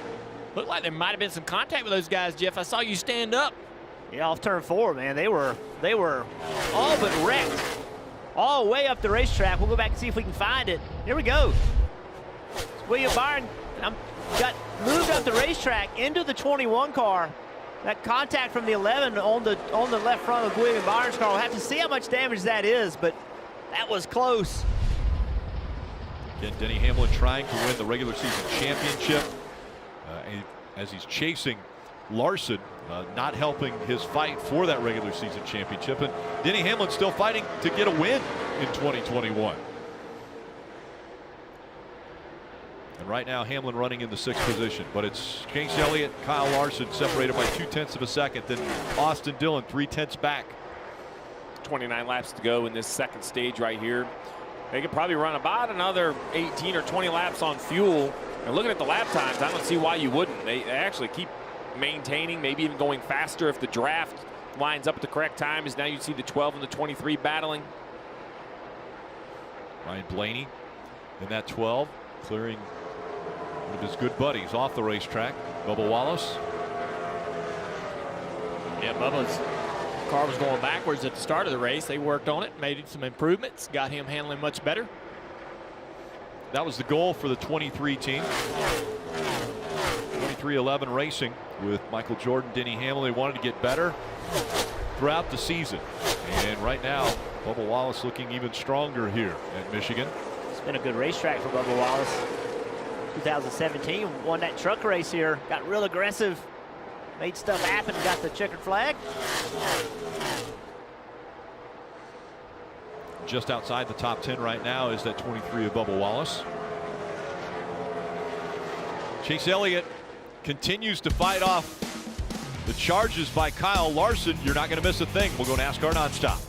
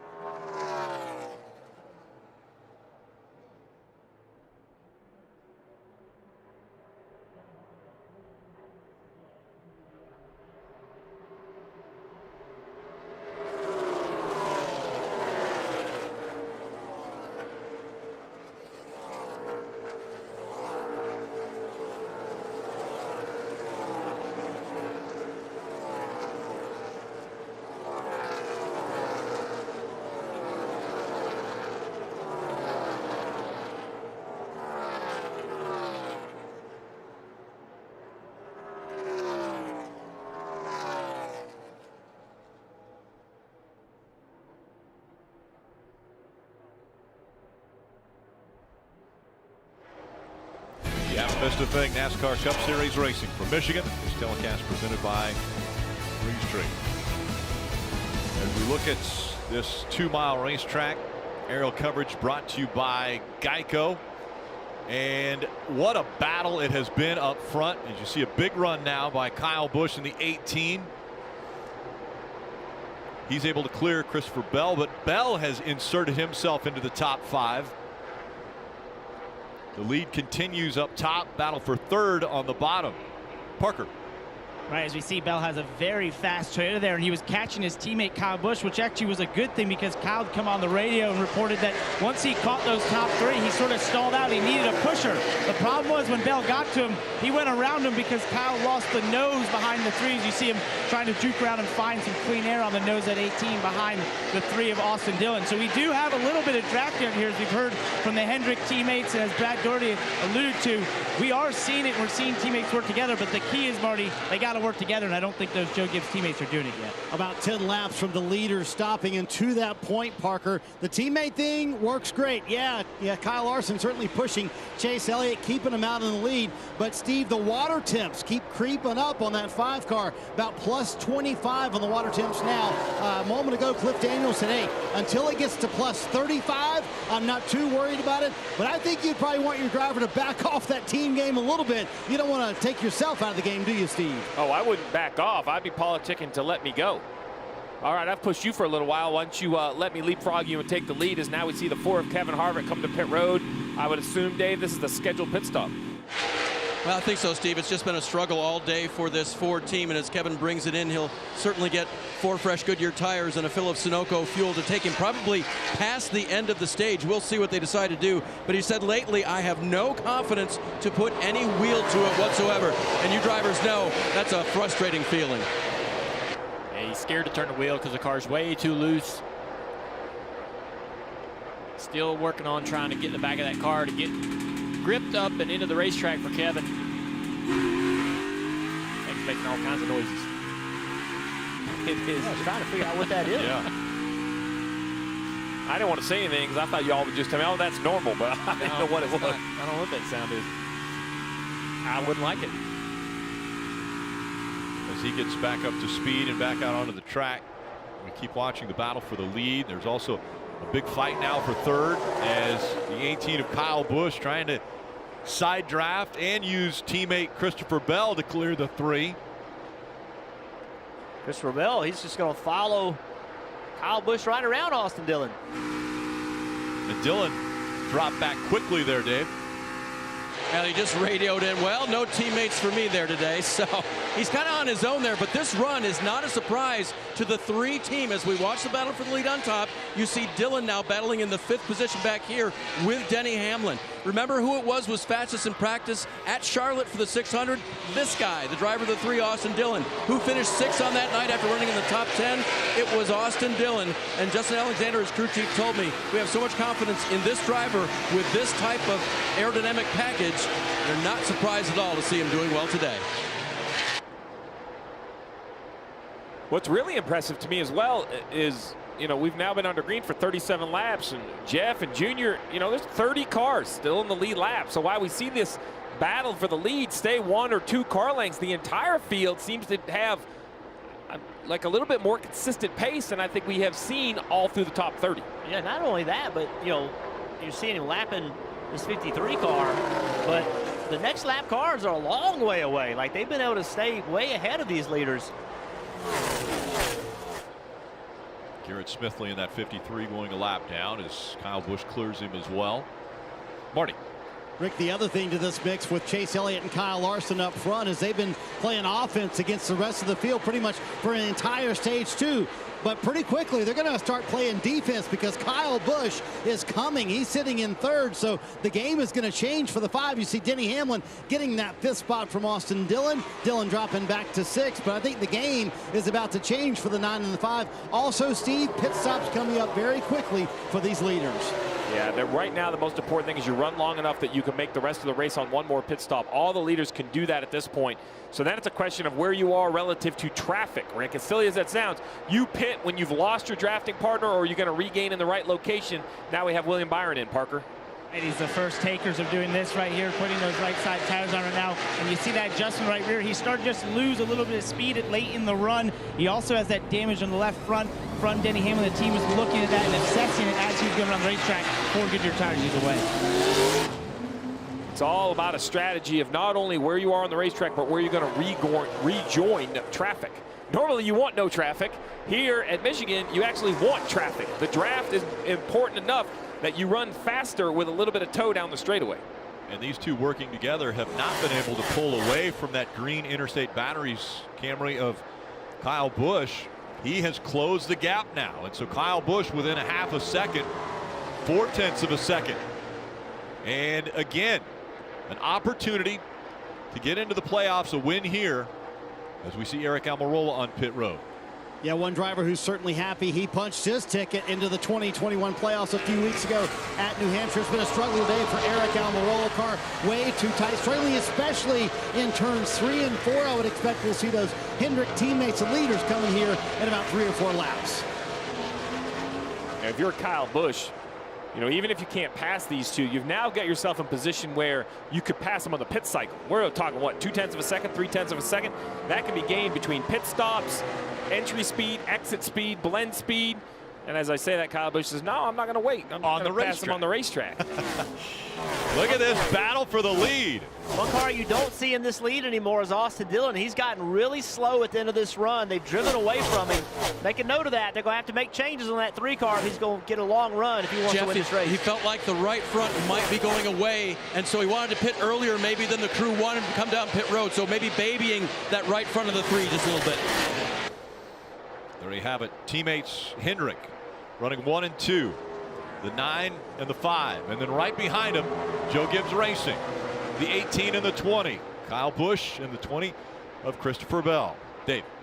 Going into the corner, the car is too free for Alex Bowman. Leaving, it is too tight, so they're going to make an air pressure change, 4 Goodyear tires, and a chassis adjustment along with a Sunoco fuel to get Bowman on his way. It's like a little bit of a cat and mouse. You see the pit crew member doing a nice job, realizing there was a tire loose he had to go get. A little cat and mouse. When are you coming? When am I coming? Kyle Busch is going to be looking for hands out the window on the 2 leaders. You know, while you don't want to tip them off, you're coming to pit road so they can adjust their strategy. You also don't want to be run over. So you got to put your hand out the window, because the last thing you want is to go to the bottom right here. Coming. Think the 5's coming to pit road here? Yep. He's going to pit behind you. The 5 is pitting. All right, there you go. So there's the first one of the leaders. And how aggressively does he get to pit road? You don't want to make a mistake. No speeding on pit road now. Marty. Kyle Larson, like a lot of the drivers, Rick, just saying, man, the fronts have gone away at the end of this run. So he's the first of those 2 Hendrick lead cars to come to pit road. We'll see how this cycles out with his teammate Chase Elliott. He said it was tight at the end of that run, getting tighter the longer they ran. Meanwhile, the battle for the lead continuing on the track with Larson on pit road. Larson's crew going to work. 4 tires and fuel, and now the 9 is going to come to pit road. So here comes Chase Elliott, new race leader in Michigan, Kyle Busch. Chase locking up the front tires big time coming to pit road. Really aggressive. Marty. Yeah, head-to-head battle between teammates here. We'll see who did it best, with Kyle Larson coming on the last lap, Chase Elliott coming this lap. And just like his teammate, he said, man, I felt like I was working that right front way too hard at the end of that run. The front's gone for him, so too tight also for Chase Elliott, who won stage 1, trying to get stage 2 here today as well. We'll see where he cycles out with his teammate Kyle Busch staying on the racetrack, Rick, for another lap. Yeah, Joe Gibbs Racing driver staying out. So now really it's Chase Elliott in the 9 versus 5 of Kyle Larson. We're not going to worry about Kyle Busch yet, because we know he has to pit. So here's Larson right here in 15th, but already serviced his vehicle. As he goes down into turn 1, we're going to be looking for the 9 around the corner. Remember, the 9 of Chase Elliott just in front of him before cycle. I know he looks like he's way ahead, but these things take a while to get up to speed. And here comes Larson, the second white car in the frame. Great work by the 9 of Chase Elliott. I believe he's going to keep that position. Stays in front of him for now. We'll see if Larson, once he gets to the back bumper, will try to go by, as the 3 has service, Dave. Austin Dillon was called to pit road, but then he said, I can go another lap if you want me to. That gives the team a little bit more option on the other end of the fuel run. Look at this action. Take a look. The 9 stays behind the 11 of Denny Hamlin. The 5 says, no, I'm going to go by. Larson trying to pass the 9. He's going to go by both of them.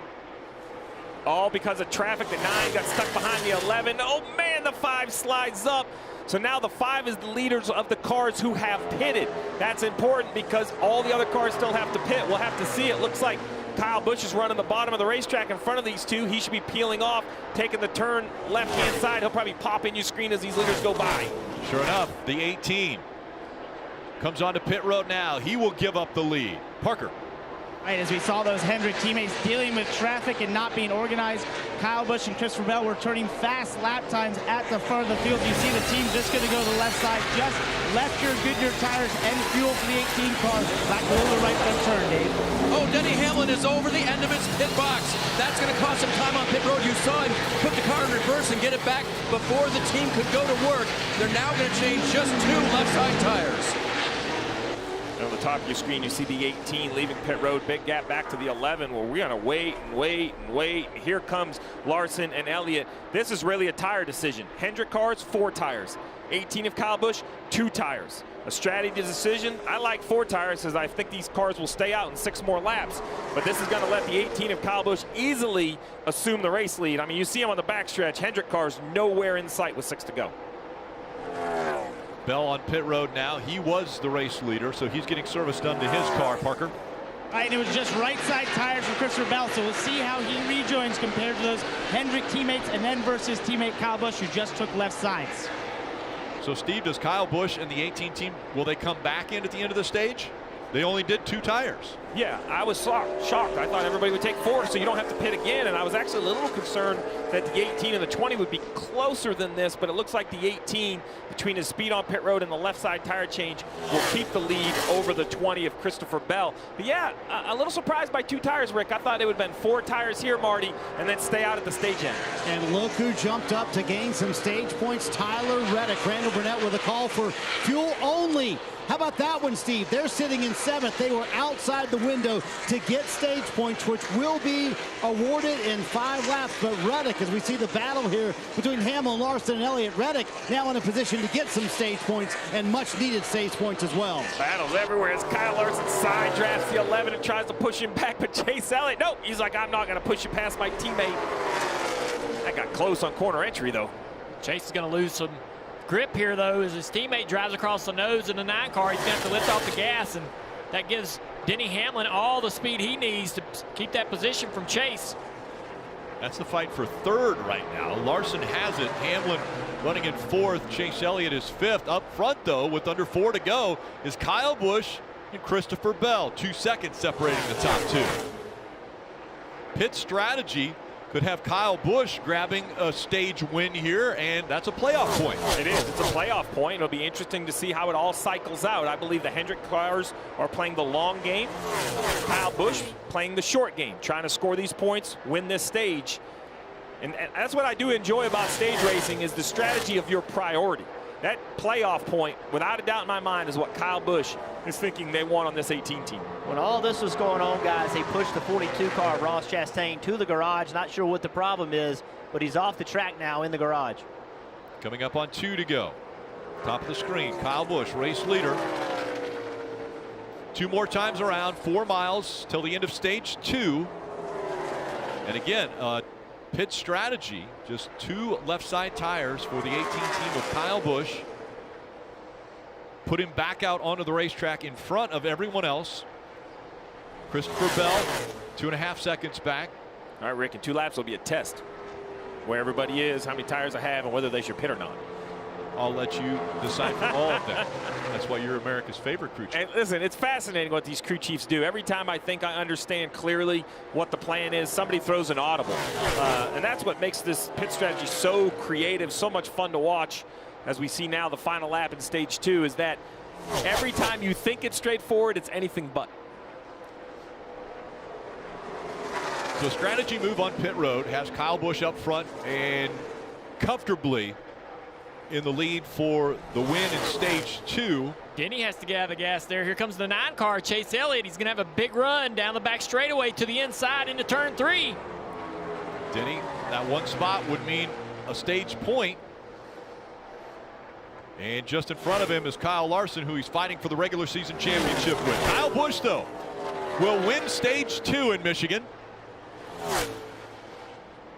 Christopher Bell holds on for 2nd. Larson, Elliott, Hamlin, 3rd through 5th. Oh, there's a big Dillon, crash. look at this. Dillon with so much damage, just finished 6th in the stage, and the whole back end of the car torn off. Oh, they had such a good day going. Into the outside retaining wall Let's take a look and see how this started. On the inside of Brad Keselowski off of turn 4. Side drafting the 2. Oh my. Oh, that's a hard hit. Had just finished 6th and looked like when he went to the apron, he thought once he crossed the start-finish line, just come back up on the racetrack, but the 2 was there. Lots of side drafting going on here. Underneath Keselowski. Just trying to side draft, and Keselowski comes down the racetrack with him, trying to slow him down. That is just 2 guys trying to use the arrow to slow the other one down and make contact. Hooked him in the right rear, sent him straight into the wall. You're riding along with Brestree there at that onboard. Now, you take a look from Brad's perspective.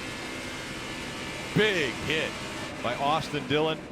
It's a must-win situation in Daytona now for the 3 team and Austin Dillon, almost upside down.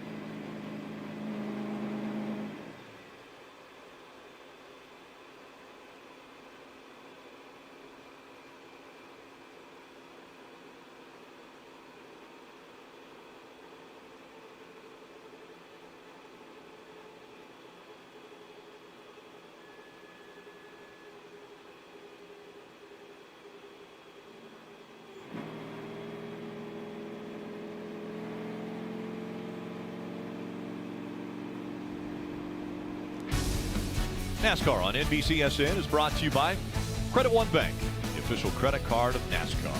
Visit GoCreditOne.com.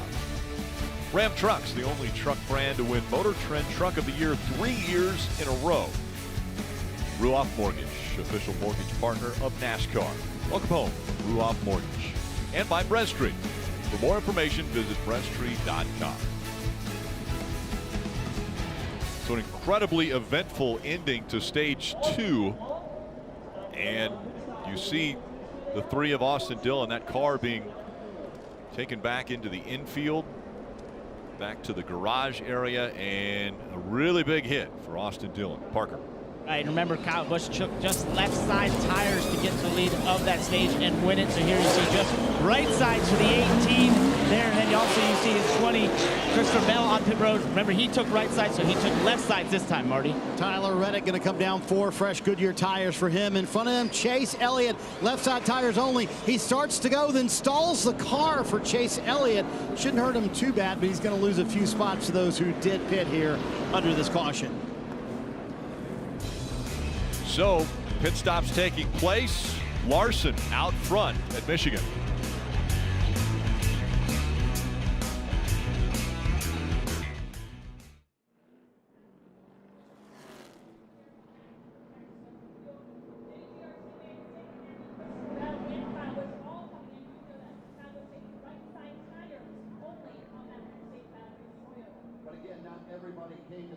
road, staying out. Kyle Larson, he is your race leader. William Byron also staying out. So did Benedetto and others. We'll explain why they may be doing that when we come back.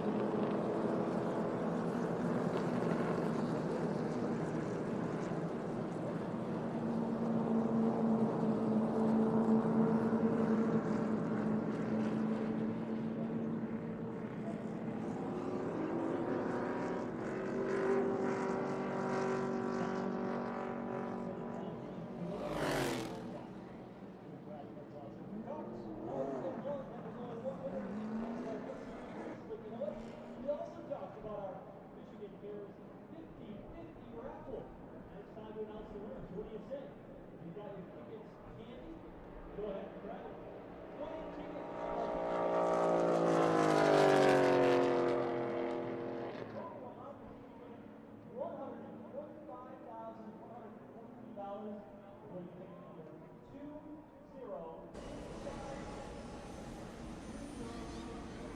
Getting ready for the start of stage 3 of FireKeepers Casino 400 from Michigan International Speedway. And it was the 2 and the 3 fighting for position. The 2 was just outside of the 3 after they crossed the start-finish line. Listen to what he had to say on the radio after it happened. Oh, man, I didn't want to do that. Oh, why'd he come? It's all good, man. He knows. I didn't want to wreck him. Just bowing him down. And I'm sorry about that. So Brad Keselowski obviously apologizing, but take another look at what happened. So the 3's trying to race to the start-finish line here to end the stage. He's going to side draft. Looks like there might have been some contact right there, but Brad comes down the track to begin side drafting again. They're crossing the finish line right here. Stage is over. One's coming down the track, and one's going up the track. They come together. Yeah, I think it's important to remember, I mean, when you're in the car, things happen really, really quickly, and I don't think Brad meant to wreck him, and I don't think Austin meant to move up into him. It's just like the timing of it got off. One was coming down a little bit, one was coming up a little bit, and it's rough down there on that apron. When you drive underneath that white line, it's really, really rough. You wonder if going through those bumps didn't get the 3 up the racetrack a little bit as the 2 was going down. Now, listen. If I'm Austin, I'm looking at it saying, hey, this race is over. Like, why are you on my right rear quarter panel? Like, we were way, I was cleared you by far. Like, why were you still trying to draft me when I had you beaten? Like, I don't understand why you're that close to me anyway. I think that's a reasonable argument for Austin to make. Well, unfortunate situation for the 3 team. Austin Dillon now out. Let's bring in Brad Doherty once again. Brad, you know, these guys inches apart and racing for every single point. Yeah, and the thing about it that's most noticeable is you guys have been talking about Austin the majority of the day. Strong race car, looking for him to take the lead at some point. He was doing everything he needed to do, and yet again, we're going to end up today with Tyler Reddick having, it'll be 8 races in a row that he's the lead car for RCR. He's picked up 70 points in the last 5 races. We'll pick up more today. The good thing, if there is anything good, is we're going to Daytona next week, where Austin is really, really good. But I think we're going to show up there. He's going to have to win that race to have a chance. Definitely have to win the race. He got good stage points today. I mean, that was the one thing that you can hang your hat on, but obviously when your teammate and you're running for a championship spot, a playoff spot, it's difficult to gain points when you're in the garage. Yeah, the Geico restart zone here as we get ready for the restarts. Austin Dillon could have won this race today.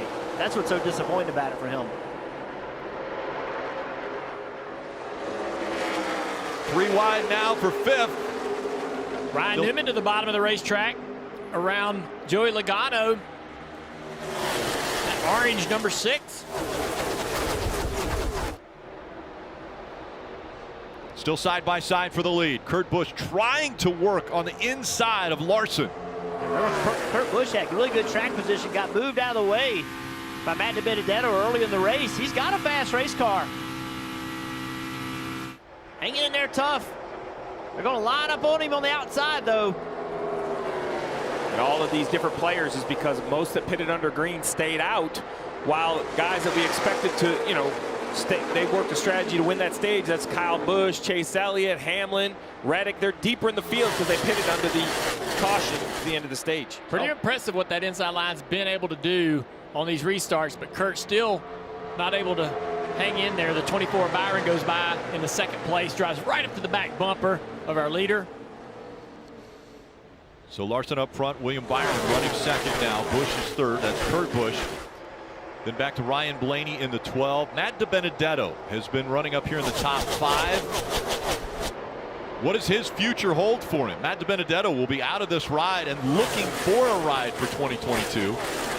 Not sure there'd be a bigger win today than if Matt DiBenedetto could make him, you know, punch his ticket into the playoffs because of his contract situation on top of that. Oh, he got underneath Blaney. Blaney got really tight, had to lift off the gas. Here comes Truex trying to push him back in front of DiBenedetto. Yeah, Blaney's going to take that spot back. Matt still to the inside there. Now the 19 of Truex to the outside of DiBenedetto off of turn 4. Matt's got a fast car. He keeps working this inside. Now he's got to muscle his way up behind Truex to keep Newman from taking that spot. Jeff, you did a great job pointing out Ross Chastain's issue with some sort of fire in the right rear under a pit stop that caused him to go to the garage area, but also Anthony Alfredo in the 38 had an issue that caused him to go to the garage. He's out of the race as well. Marty. Hey, Steve, what about a couple of drivers who had a rough first half of the race? And Ryan Blaney sitting in 4th and Martin Truex Jr. sitting in 5th. Blaney set his car at the beginning of the race so tight he couldn't even turn it and get back to the gas. Much better on that last run. And Truex, they have that left rear damage fixed, and he's in good shape right now in the top 5. And how about Ryan Newman sitting in the 7th position, having a terrific day at Michigan. Last week he told our Nate Ryan and Dustin Long of NBCSports.com he has nothing for 2022 right now, does Ryan Newman. No deal with Roush, no potential deal with another team, so who knows, maybe the final race at Michigan for Ryan Newman. Having a nice run today, though. Yeah, when you talk about guys looking for rides, 2 of them right there, the 21 and the 6. Well, Austin Dillon now out of the infield care center. Dave is with him. Yeah, Rick, he walked out under his own power, so that's a good sign. But the stage was over, Austin. What happened between you and Brad? You know, I was just trying to get as many stage points as I could get right there, and did a good job side drafting, came down to the apron, and I've seen just one quick replay, but I mean, it was after the start-finish line, and I was starting to, you know, just come up off the apron because it's so rough down there, but I figured by that point, you know, he would have given me a little room, but yeah, I hate it. I'm thankful that the good Lord kept me safe today. That was a heck of a wreck, but I feel fine. I hate it for Breadstreet, and my guys, most of all, they built a rocket ship, and they really wanted this one, and I did too, and was working our tails off right there. I think we would have had a shot to do something there at the end with that race car. Best race car we've brought to the track at RCR this year, I feel like, and just a bummer, but you know, we got Daytona left, and just hate it. You know, I don't know why it happened, really. I thought I had a little room to come up, and he just held me down there a little bit too long, I guess. How determined are you to win next week? Yeah, very. You know, the guys have worked so hard. You saw the equipment that I had today, and man, it was so fast. I was having a blast out there racing like that. It's fun to be able to do that, and just got to thank ECR, RCR, but that one's probably done, and we'll just bring another one next week at Daytona. Glad you're okay. Austin Dillon out, guys, and obviously frustrated. Yeah, you know, hey, that's how I saw it. You know, like, it's so rough down there. He's trying to get back on the racetrack. Wasn't expecting Brad to be there. You know, the race had ended quite a while ago for that position, and He just got together. So disappointing, though. He could have won this race today. Got himself in the playoffs. Now he's got to go to Daytona and make it happen. Yeah, and we'll have to win. It will take a win for Austin Dillon to get in front of now his teammate who has that 16th spot, holding it with 41-point advantage over Austin Dillon. As we watch Larson trying to hold off William Byron, and Byron just about a half a car length behind. So Hendrick Motorsports has been very strong here at Michigan today. We've seen the 9 of Chase Elliott up here. We've seen, of course, Kyle Larson has been leading the most laps. Well, recently 46, but Chase Elliott had led 68 already. And now we're seeing William Byron come into the mix as well. Yeah, when we saw the Cup cars visit Pocono back in the middle of the summer for doubleheader, you know, Kyle Larson had the flat tire, which cost him the win. But Alex Bowman was right there behind him to pick up the win. The second day, Kyle Busch went to victory lane with a broken transmission in a fuel mileage race, but it was Hendrick and Gibbs, it seemed like. Up front, I thought Hendrick had a little bit of an advantage, but now here we still see 2 Hendrick cars up front, but then it's a Chevrolet of Kurt Busch. Ryan Blaney behind him, Truex. Now, I think some of that is Kyle Busch and Denny Hamlin in those 2-tire pit stops they had to come to pit road a second time. So while they're not up front now, I wouldn't panic if you're an 11 or an 18 fan. They just need to find some track position in these last 65 laps. Denny's been trying to get it. He's got a fast race car, trying to work around the 21 Matt DiBenedetto right now.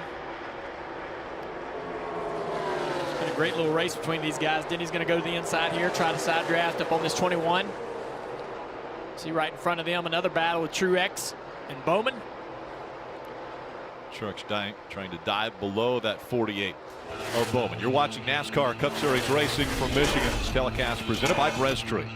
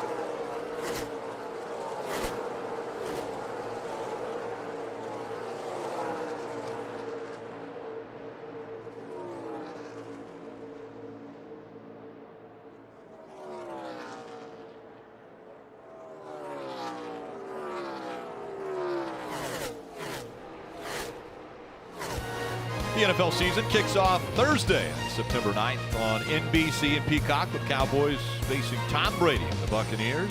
Then the premiere of Sunday Night Football, Bears and Rams from SoFi Stadium in Los Angeles. And that'll be the home of Super Bowl 56, also on NBC. Looking forward to that. And, of course, the kickoff to the NFL season. Want to take a look at the Ruoff Mortgage Keys to Victory Lane, guys. Well, one more stop. Everyone needs to come to pit road one more time to make sure they have enough Sunoco fuel. The question is, when do you take 2 tires, 4 tires, and execute cleanly on and off? Restarts. We see how aggressive they've been already. You get a win on the line, they're going to become more aggressive. Going to have to roll, make something happen. And Hendrick Motorsports has controlled this race by teammates working together. Can they continue that throughout the rest of this race and bring home the victory? Larson out front right now with his teammate William Byron I think Byron's pretty content to stay in that second position right there. Until when? At what point in time do you decide, all right, I want to be up front? Well, I think that he would love to be out front because that's where the clean air is. He's working his car a little harder, working the front tires, the rear tires a little more, just because he doesn't have as good an air as the lead car does. Marty.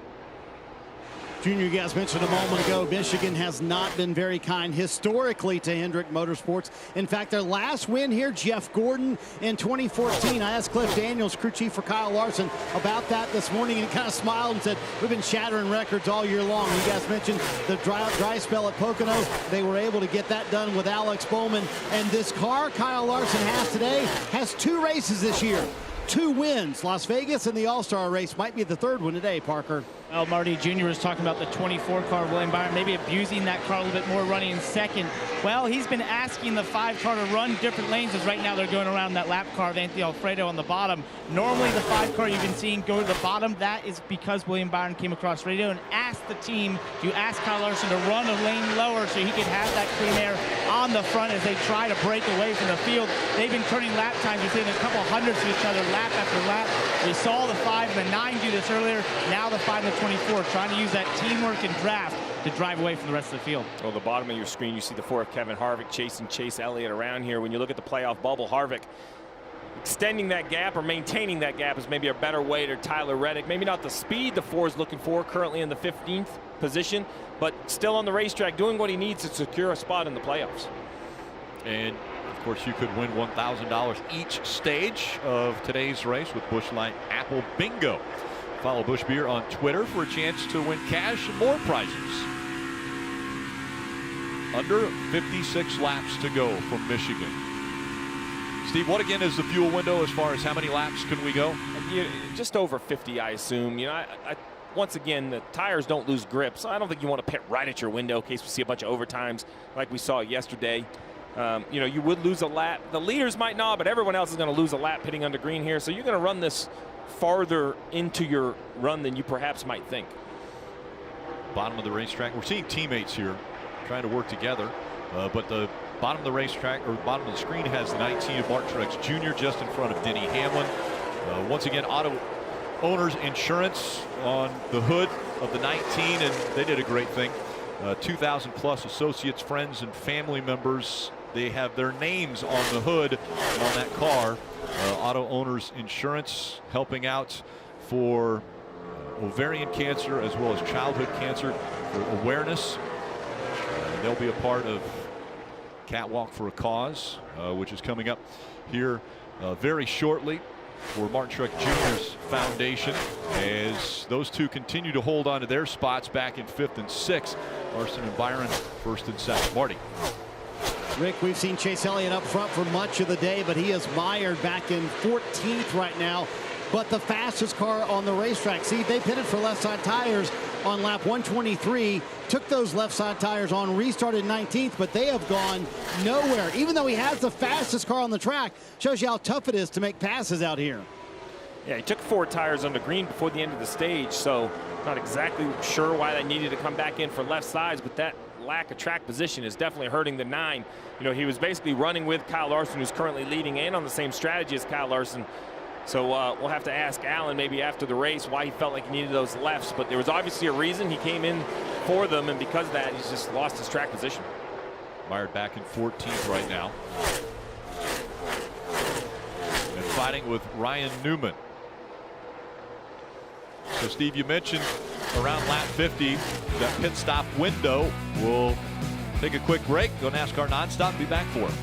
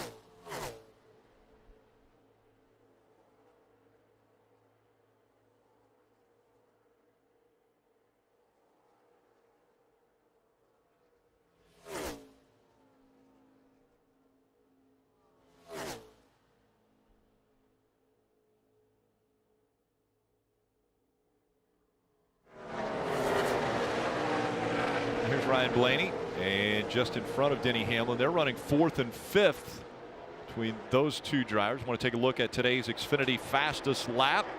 Denny Hamlin has posted the fastest average there, 185.941 miles per hour. Again, that's the average, and that was on lap 133, Steve. Yeah, which was just about 20 laps ago. And when you look at everybody that had to come to pit road, Denny Hamlin has absolutely made the most of it. He's plus 11 since the restart, currently in the 5th position. And with pit stops probably 8 or 10 laps away, this 11 has driven himself right back into this race. He's found some great pace running that high line. You see, moves around the 12 car. See how he's up in that resin?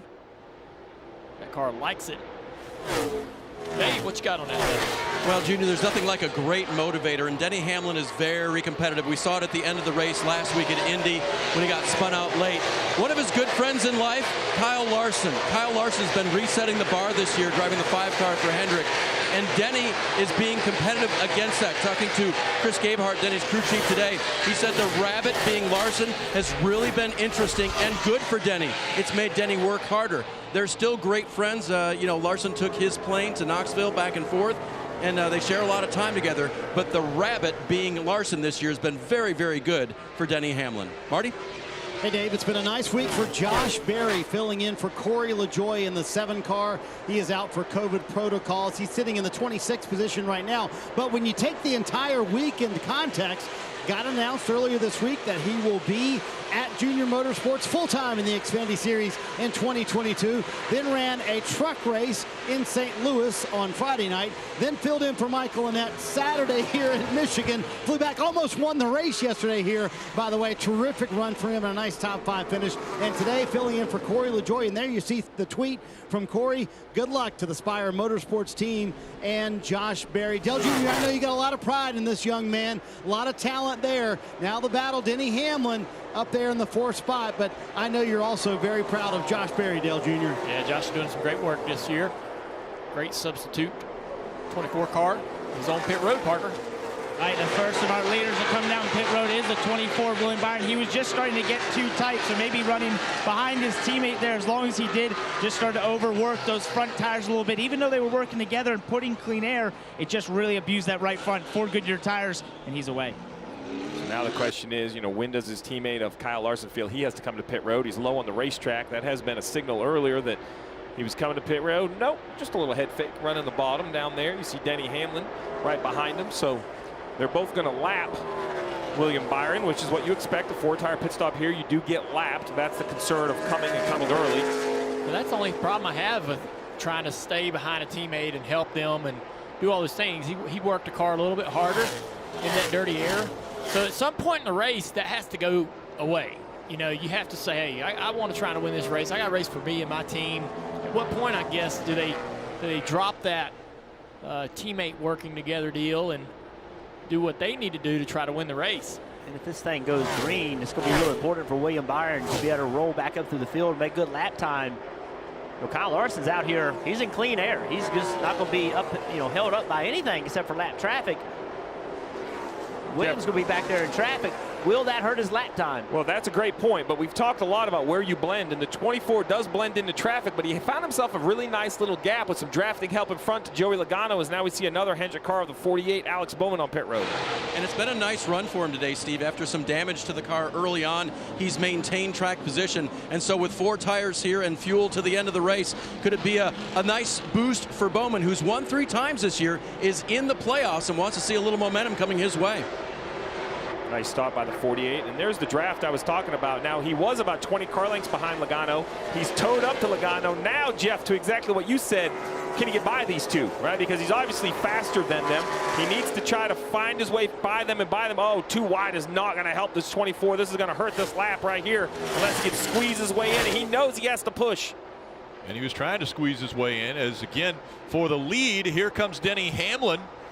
Closing in on Larson. Larson's moving to the inside, letting Denny know he's probably coming to pit road here. Larson's out of fuel, guys. He's out of fuel. So now pit road speed. Coming to stop here. This time. Can he get it refired to get pit road speed? RPM's working. And he's got to go the full length of pit road.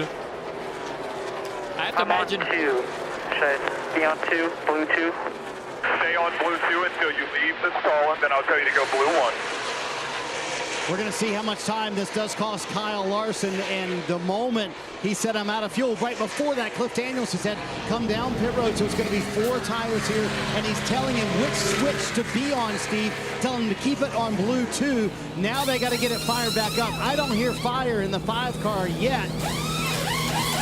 Yep, it is fired. He's all good to go. There he goes. So I don't know if it cost him that much time, but that's an opportune time to run out of fuel in it in the middle of 3 and 4. Well, that blue 2 is basically fuel pickups 1 or 2, but this is the important part. William Byron was right behind Kyle Larson at the start of the cycle. He came first. He went out in traffic. He got by Logano. He got by Truex. Will that outlap matter? You see Kyle Larson. He lost a little pace because of running out of fuel. Will the momentum of the 24 get by Kyle Larson? This can be for the race lead after everyone pits. They're 23rd, 24th right now. We also have the one of Kurt Busch on pit road. Looked like a pretty good stop as well. We'll pick him up as these 2 right here enter the front stretch. We're going to find the 1 down in turn 1 blending. Byron's going to the inside. You see it on the screen right there. He dives away, easily clearing Kyle Larson off into turn 1. Byron taking that spot. Once again, after everyone comes out, you're seeing the 1 now of Kurt Busch coming back on the racetrack. And Rick on the left-hand side. The reason we're talking about these 2, I know Hamlin's the race leader. Truex, Logano, Kyle Busch, Reddick, they still all have to service their cars. But will they be creative? Can they try to do 2 tires? Can they try to find a way to leapfrog these 2 in the pit cycle? Great work by William Byron. Jeff, you talked about the importance of getting through traffic. That pass on Logano and Truex, big difference maker for the 24. He was able to jump on the outside of those guys, and I don't think he had to lift any to do it. And that was just a big moment in this race. That could be the race win right now. Of course, all this cycles back, and he becomes a leader. Now he's like, all right, I worked with you when you were leading. Now you need to work with me when I'm leading. We'll see if Larson does that with a win on the line. William Byron up front, in front of Larson, his teammate. Kurt Busch has slid back into 23rd, but it's still Denny Hamlin up front as we go NASCAR nonstop.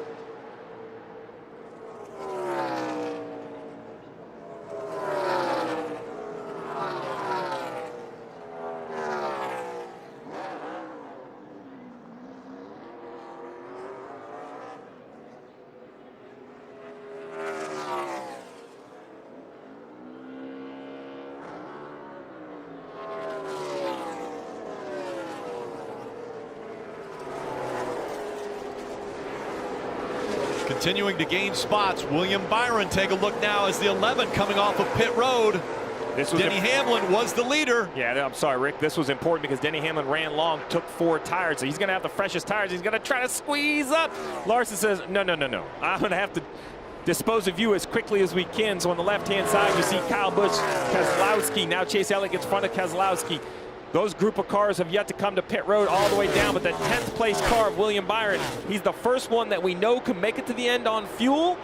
So therefore, 34 laps to go, he is cycling as the leader of the race. Even with a yellow, those other cars are going to pit. William Byron, he is done on pit road. He's not coming back, I don't believe, regardless of when the yellow may be. William Byron has positioned himself for a potential win here at Michigan. So really the opportunity now is, can Kyle Busch, Brad Keselowski, Chase Elliott, can they do 2 tires? They definitely need a little less fuel than William Byron needed. I don't know the exact math up here. I'd have to know their exact calculations. Do they feel they can be aggressive with 2 tires, try to have a shorter time on pit road, and somehow cycle in front of William Byron? It's going to be very difficult, though. They were just so far behind on track position. Steve, there is a little weather in the area. Nothing terrible, but there's a little bit. You wonder if they're not gambling, hoping for some weather as well. Yeah, at this point, you just keep swinging, right? Try to make any sort of contact. Well, now we'll know, because both Kyle Busch in the 18 and the 9 are on pit road. Kyle Busch long. That eliminates the 18. Back him up, back him up, And he slid through, Steve. And remember, this team had used 2 tires to get that stage 2 win. Maybe had the ability to pull something here strategy-wise, but now definitely 4 tires. He slid through the box, Marty. Yeah, you had to wonder if Alan Gustafson might take a swing at 2 tires here, but he makes the call for 4 fresh Goodyear tires for Chase Elliott, who had struggled to kind of gain track position back after making that stop at lap 123. We'll see where all these guys cycle out, but Elliott had a terrific car earlier in the day today. Guys, I can't remember the last time we've seen the 18 of Kyle Busch make a mistake on a pit cycle. He's one of the best on and off, but right here he just gets down in his box, tires locked up, slides over. Now, great job by the crew not servicing the car. 1 lap penalty if they service it with the front over the line. So time lost, but managed the mistake, didn't compound it. It also hurt. He's so close to the wall. It hurt the Jackman a little bit as well. He couldn't just put 1 big pump into it. He had to do it 2 or 3 times. That slowed that left side down just a touch also. Trying to get back up to speed is the 18. And we continue to cycle through. Now William Byron is up to 7th. That means the 6 in front of him have yet to come to pit road. Keselowski, Buescher, Bell, Preece, Bubba Wallace, and Haley running in the top 6 positions, but they will all have to come to pit road. These guys are just stretching their fuel. We expect 50 laps. They've run 47, so you got to expect them in the next 3 or 4 laps. It's kind of like a little bit of a Hail Mary, as we see on the left side. Haley's now on pit road. You know, they're just hoping for the perfect timed yellow. There's only 14 cars in the lead lap. If they get that perfect yellow, they're looking for top 15 finish in the day. The lead, though, well, it's not the lead, but it will be when it cycles. It's very tight between Larson and Byron. Yeah, those 2 separated by 0.2 of a second right now. So really throw a blanket over these 2. Yeah, Larson's closed in on the 24, and Denny Hamlin's done that as well. And there you see Kurt Busch as well. So the 4-car battle that we've had the most part of this run between these guys is still formed out. Now, at this particular point in the race, guys, the 5 can't be too good of a teammate. He's got to be defensive to the 11. But are they going to continue to work together? 29 laps to go. Well, can you use that 11 car behind you to help you, right? Get the run at the right time, let that 11 car push you, then make the move to try to get by William Byron. Although you want to play defense to the 11, you also can use him for offense. I think that's going to create opportunities for the 5 car to make some big passes and big runs here. Let's listen in. No, William, I'm not going to try and pass him. Oh. Sit forward. Do you want to have a sniff to the top or to the bottom? I'll run the top. All right, so there you hear it. He's not going to try to pass him. I think, though, that if he is presented with a really big run, he's got to make a decision with the cars stacking up behind him, with the competition right there on their back door. So Dale, do you feel that Larson knows now that if he tried to pull out and got side by side with Byron, it would basically open it up for the 11 and just go by them both? Yeah, I think it has to be a particular type of run that he knows is going to absolutely give him the lead. So if he gets a push off of the nose of the 11 car and has this massive run to the flag stand at the start-finish line, you almost have to take it. I wouldn't blame him for doing it, and I don't think anybody in the organization would either. But you just said I'm not going to. I mean, that's the problem with sending that message. Like, I wouldn't say I'm not going to try to pass you. I'd say, hey, I'm going to work with you all I can, but if I get a run, I'm going to have to take it. Because now, how do you handle that? You going to make the move when you said you weren't going to, Parker? Right, guys, and what I find interesting about this battle here and the decisions made by these two, remember when the 24 was in second, he asked to be on the top side. As we see the two, Brad Keselowski is going to pit from the lead there. Remember, he was involved that instant with the 3. They had to repair some of that damage on the left side. It'll be 4 Goodyear tires for him, Martin. Parker, just remember all the practice Kyle Larson has doing this with Chase Elliott earlier in the race. They did this for several laps. That's what they're hoping in the 5 camp, that he can literally push William Byron away from the 11, away from the 1, and settle this among the teammates. We'll see if they can do it, Dave. Remember when I talked earlier about Larson being the rabbit for Hamlin? Well, as soon as Larson passed Hamlin on the pit cycle, getting back onto the track, Denny radioed his crew and said, okay, it's on now, and he's right there.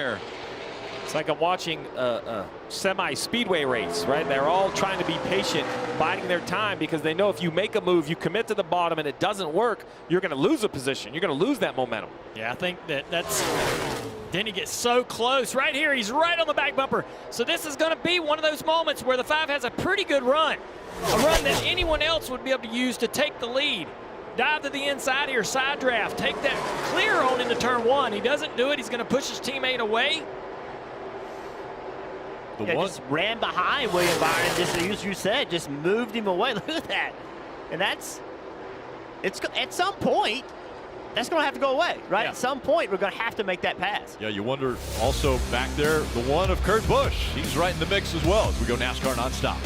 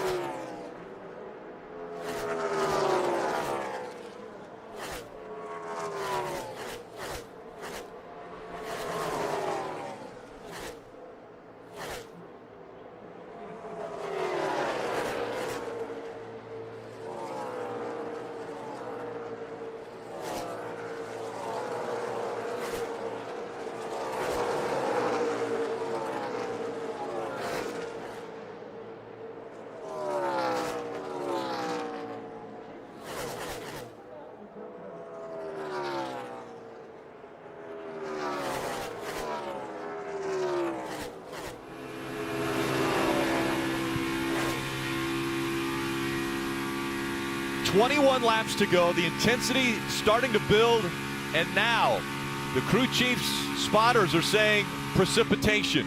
We're feeling precipitation all the way around the racetrack. Can you stay behind your teammate anymore, or do you go? There's some light rain, nothing really heavy enough. Caution. Caution. Wow. Well, you think back to New Hampshire. You're right. Maybe NASCAR being more conservative here. Which I have to say, after New Hampshire, you have to hedge on the conservative side. Well, especially at this speed, right? These cars are flying around here. We hadn't really heard anything from the drivers as far as the radio communication about this situation on the racetrack, but there you can see it on the roof camera. There's a cell that's just north of the racetrack, and obviously it's affecting this area here at Michigan International Speedway. There it is, just so close. Those rings are 8 miles. And so what we're seeing is that is right here at the track now, but looks like it should pass through. We mentioned New Hampshire a couple times, and we'll remind you of what happened. This is right at the beginning of the race. The green flag comes out, and then the chaos right away. Yeah, Kyle Busch, Martin Truex Jr. first on the scene. You see the drops on the window. The track was wet. Up they go. Hamlin spins around. A bunch of issues. I mean, Kyle Busch's day ended. Frustration here. And a lot of conversation. Steve O'Donnell actually came and joined us in the booth that day, and he said, hey, we're going to have to see how we do this, how we communicate. They're going to review it. And now here we are at Michigan, and I don't know if it's raining too hard. Heck, we're inside up here, but, you know, you definitely can't cross the line at 190 miles an hour, so I am totally okay with them just making sure the rain moves out. This is 2 miles, right? If you get a downpour in one corner, it would be bad. Steve, we're going to assume that this thing's probably going to get back to green flag, but you were mentioning during the break how fast Harvick was, who's in 9th place, and a few other guys. This is such a great opportunity for a lot of guys to really pull some interesting strategy on tires, not maybe even pit at all with 20 laps to go. What do you expect these guys to do? I expect the top 16 or 18 to stay on the racetrack. I just haven't seen it with tires. I think only the back half of the field will come. You know, there are 27 cars on the lead lap. So if you choose wrong, come to pit road and no one follows you, could give up 10, 15 spots. And on top of that, Rick, there's 27 cars in the lead lap. So if you hit somebody on the restart, even if you don't wreck and you have a tire rub and have to pit, you could give up 20 or 25 points. And, you know, there's a lot of battling going on currently in the regular season standings and playoff points, and it's complicated. But I can tell you this. Every driver out there wants every point available. No one wants to kind of fumble here inside the last 20 laps. Taking a look and riding along in that Busch Light Apple. Number 4 of Kevin Harvick. This Wednesday, Dale Earnhardt Jr. will join the back man, Pete Pistone, on NBC Sports on Sirius XM NASCAR Radio. That's Wednesday, 9 a.m. Eastern. You know, the last 2 weeks we've had the bagman join us at the road courses, and so the bagman will be there with Pete Pistone, and Dale Earnhardt Jr. gets to join them to talk about not only this race here at Michigan, but what's in store. The final race of the regular season is Daytona next Saturday night. That will determine the 16 positions that will fight through the playoffs for the championship. I get knots every time you say that.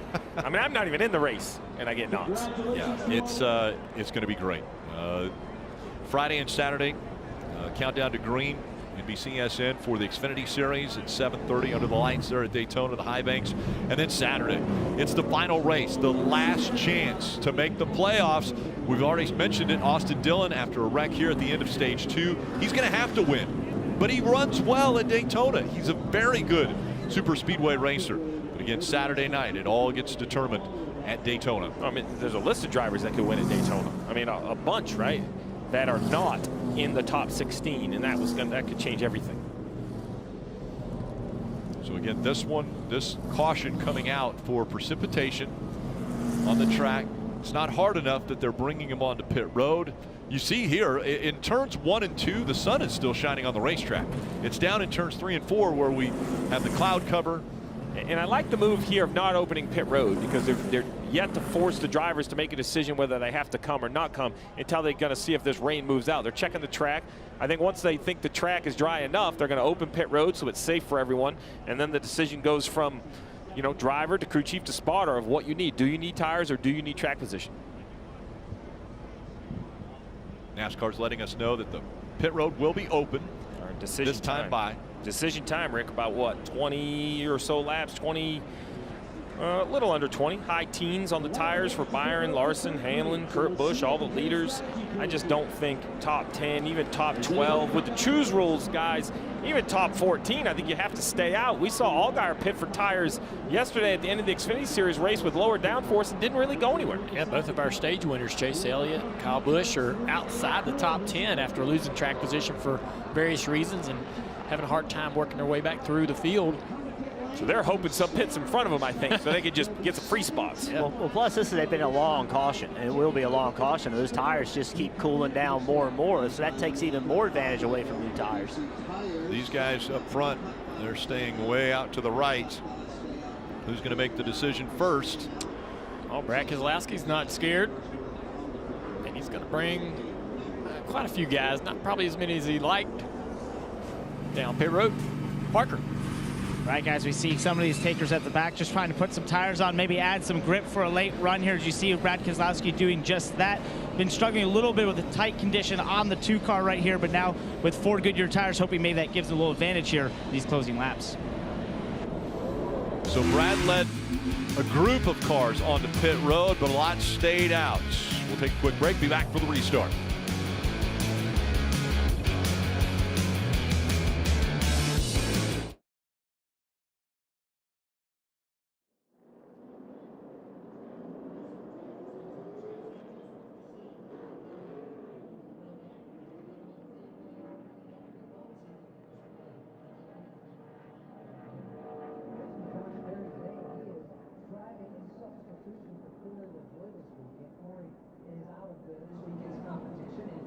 Protocols. Josh Barrett, he was in 20th position when he just came to pit lane. So Josh Barrett taking that ride up in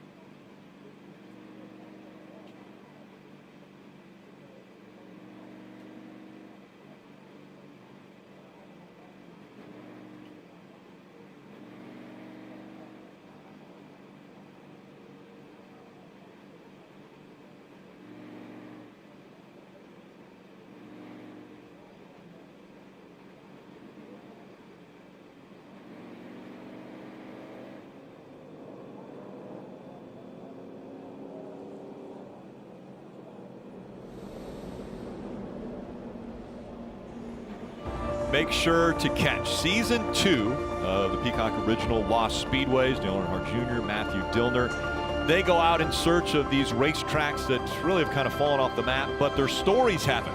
And the stories of so many that raced at these lost speedways get told. Again, a great show. Season 1 and Season 2 now streaming on Peacock Jr. You know, so much fun watching and seeing and living and learning the history of these racetracks that are no longer functioning, but boy, they still have a ton of memories. Yeah, they're everywhere. If you look at the map of the United States, just here in the state of Michigan, there's a lot of defunct and abandoned racetracks where there's still evidence you know, of the racetracks on the ground, the imprint of the banking or the old guardrail, whatever. So fun to go to those places, look at what's there, and then talk to the community and find out what that track meant to those people when it was vibrant and successful. And we uncover some amazing story and a lot of history. So we had a great Season 1, very popular. We learned a lot. Season 2 is better all the way across the board. Yeah, love both Season 1 and Season 2. Parker. Let's catch up with Rudy Fugle, who's the crew chief for William Byron. Rudy, we've seen you guys get to the lead and then work great with your teammates, but we're coming down to what could potentially be the final restart. What do you tell William about working with Kyle Larson here? Yeah, no, I think we work together all the way to on the last lap, you know, and then if we got enough gap, then we fight amongst ourselves. So that's the goal. So keep working together as long as we can.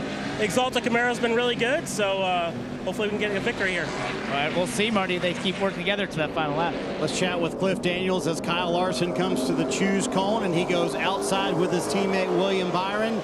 The move you expected there, playing nice for the teammate so far? Yeah, sorry, it was really hard to hear what you were saying, but I think we've had a pretty fast Cincinnati HinderCars.com Chevrolet. You know, we just kind of had to let the race play out, see what the strategy was going to be in the 2 or 4, and I think right now, you know, we've got a good shot being up front, of course, with our teammate. So we've just got to have a good restart. Hopefully those 2 guys hang tough up front and be a fun race to the end. How long do you play nice with the teammates here? And when is it every man for himself? At what point? Yeah, I mean, I think, you know, you got to have the strength in numbers, right, to give yourself the best shot. And right now we have the numbers working with the 24, of course. I think the 48's, you know, up there close to us. So, you know, we use the strength in numbers now while we've got them. Then I would imagine within a few laps to go, it'll be gloves off. Hey, Burton, it feels like we're at a super speedway race, doesn't it, with all that's going on here today? But the top 3 chose the outside line. This is going to be a fun restart. These type 3 are going to try to push themselves by, and then the battle's going to have to start. If you get a push and you're Kyle Larson, you're going to have to take that spot. 14 laps, NASCAR Cup Series racing from Michigan. The telecast presented by Brent Street. And we have seen the one of Kurt Busch hold on to that bottom line and battle. Take a look, though, Hendrick Motorsports in Michigan. The last win back in 2014, and it was Jeff Gordon, who not only has he stopped racing, went into the broadcast booth, but now he's out of the broadcast booth and he's back at Hendrick. All right, William Byron in the 24 on the outside. Kurt Busch in the 1 on the inside. The crowd ready for this green flag. 14 laps to go. Bumper to bumper to bumper to bumper on that outside line. A big train off into turn 1. Denny Hamlin to the middle of Kyle Larson. Trying to separate those Hendrick cars. They're going to be 3 wide into turn 3. Jockeying for position behind him. Larson trying to stay in second. Here comes Hamlin, though. Into 3, he dives down low. Look at Tyler Reddick in the 8. Oh, almost contact, he's going to go around. Tyler Reddick keeps it pointed straight, but now too much pressure on the 22. They go around. Caution will come out. Left rear damage here, guys. I wasn't sure who was going to spin out there, but somebody was going to have to. There's too many cars just pushing each other. Just out of control. In the 20, that ream number 20 around. You see Newman trying to get it straightened back out. Big damage there to the 22, the right front tire. Something in the suspension broken. Let's take a look and see how this started. Tyler Reddick's going to dive to the bottom of the back straightaway. It's the 8 car back here behind the 22. Going to have a great run. Going to stay committed to that run, but he gets loose down here with this low entry. Joey gives him a big break there. Now Truex into the back of the 22. Spins him around right in front. The 20 goes around. Josh Berry involved. It's just a matter of time, man. There's so much chaos on that restart all the way from off of turn 2. 34 of Michael McDowell gets behind the 20 coming up here. Yeah, so there's the 34. 20's going to come down the track. Oh, Josh Berry gets loose underneath. Man, Chase Elliott just snuck through it on the high side. Doesn't look like a lot. The suspension's broke on the 22. The 7 looks like a little damage on the quarter panel. Christopher Bell through the grass. Saw 3 cars make their way onto pit road to avoid. Yeah, that all started Reddick on the bottom of 4 wide and just couldn't hold the bottom. That sideways in front of everybody. Then they just all started running into each other when he slowed the field down. Just aggressive moves late in the race.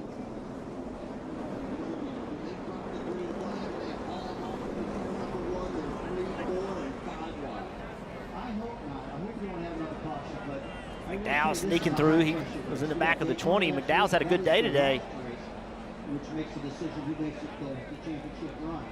And this is a very, very important run. The track like Michigan, where handling is everything. You know they're going to go for it. They're going to go 3 and 4 wide. They're going to be under this. Reddick trying everything he could do to get up front with that run he had, but it ended in the middle of the turn. If you watch that shot right there, there was a car on the very bottom of the racetrack. That guy right there pitted a little bit ago, put 4 tires on. He came out of that wreck. He's about in 8th place, gained a ton of spots on the bottom. So Keselowski now sitting there with much newer tire than everybody else. He tweeted this morning about his list of what he wanted to try to accomplish: championship, Daytona 500, a win at Michigan. This Michigan-born driver. I think, with everything he's done, I'm shocked he hasn't won here, and it would mean so much. With everything that's been going on, the news he's leaving Team Penske, everything that's happening next year. I think, he's been with Roger Penske for so long, he would love to deliver a win. You see the cars that were involved in this crash: Newman, Berry, Martin Truex Jr., Christopher Bell, Joey Logano, Michael McDowell. You mentioned Michigan-born driver. No Michigan-born driver has ever won here at Michigan. And I think that's a surprise, and Brad would like to change that statistic. Also, Brad working with TJ Majors for the first time today in a long time. So they worked together in the past, but first time recently, and TJ Majors doing a really good job helping him get through that wreck. Why do I feel like it's not going to be the last one? Yeah, kind of get the same feeling. Remember yesterday's Xfinity race? We had a late race restart, and then that turned into 3 or 4 late race restarts.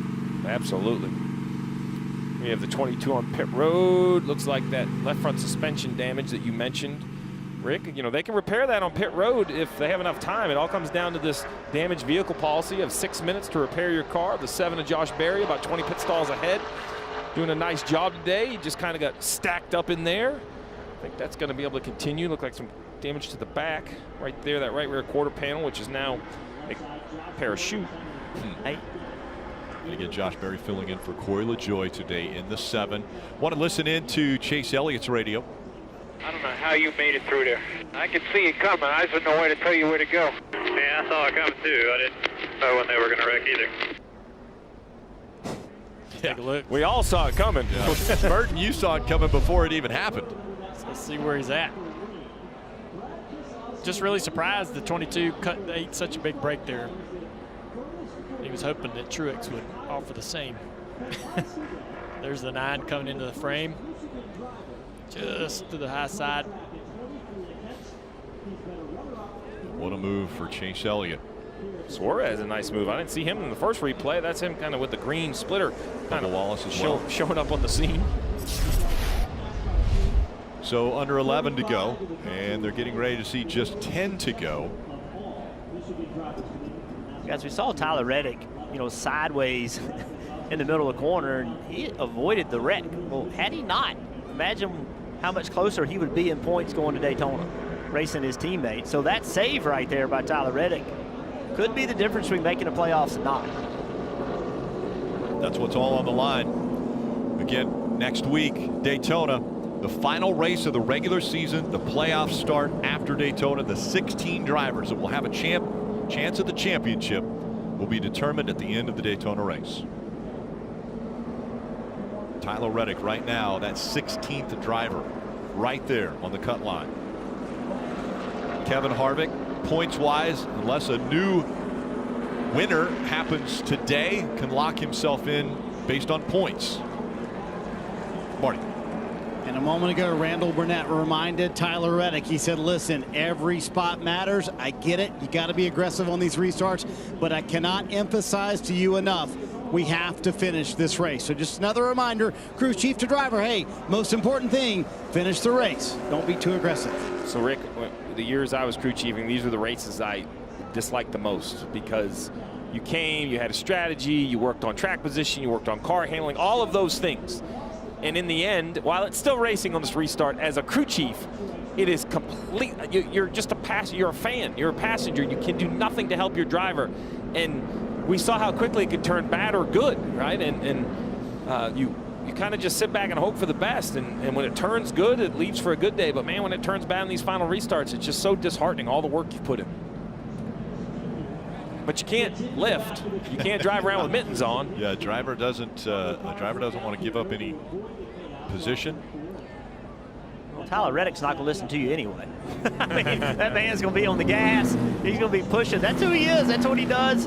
That's what got him in this Cup Series. And it's hard to back a guy like that up. It's hard to take that out of him. You don't want to. No, that's right. Yeah. Although, I don't know, you want him 4 wide into turn 3, you know, late in the race, but that's what got him in this position.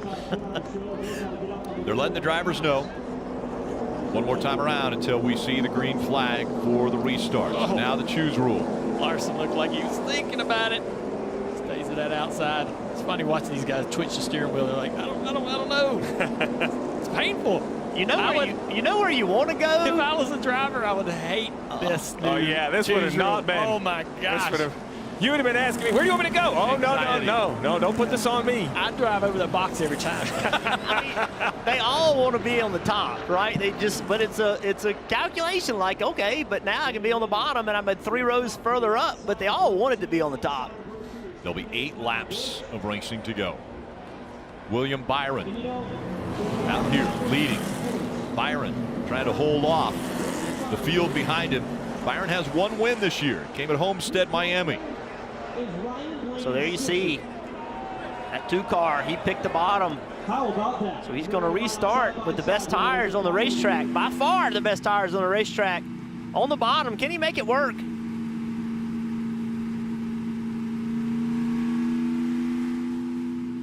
Byron, Blaney making up row 1. Denny Hamlin stayed right behind William Byron up top.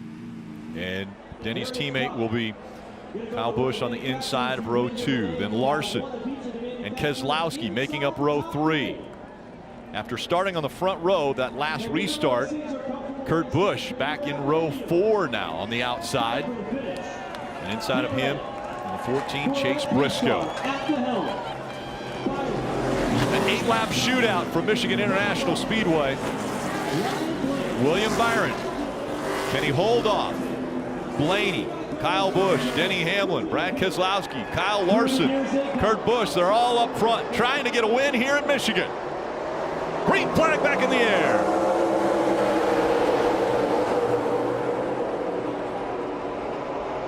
A great run for the 12. He's got big help from the 18. Ryan Blaney shoved out front. Can he hold on to the spot? Hamlin almost spun William Byron out. Way up the racetrack. Here comes the run for William Byron now. He's going to stay right behind the 12.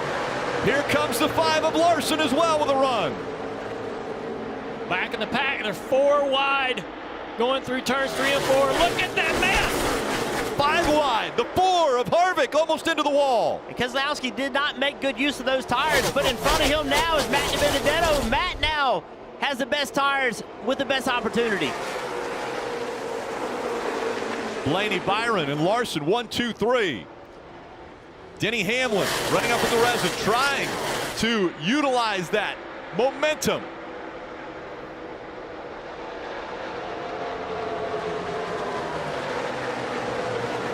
Reddick with problem down the back straightaway. A lot of cars in the lead lap. It's going to cost Reddick a lot of points.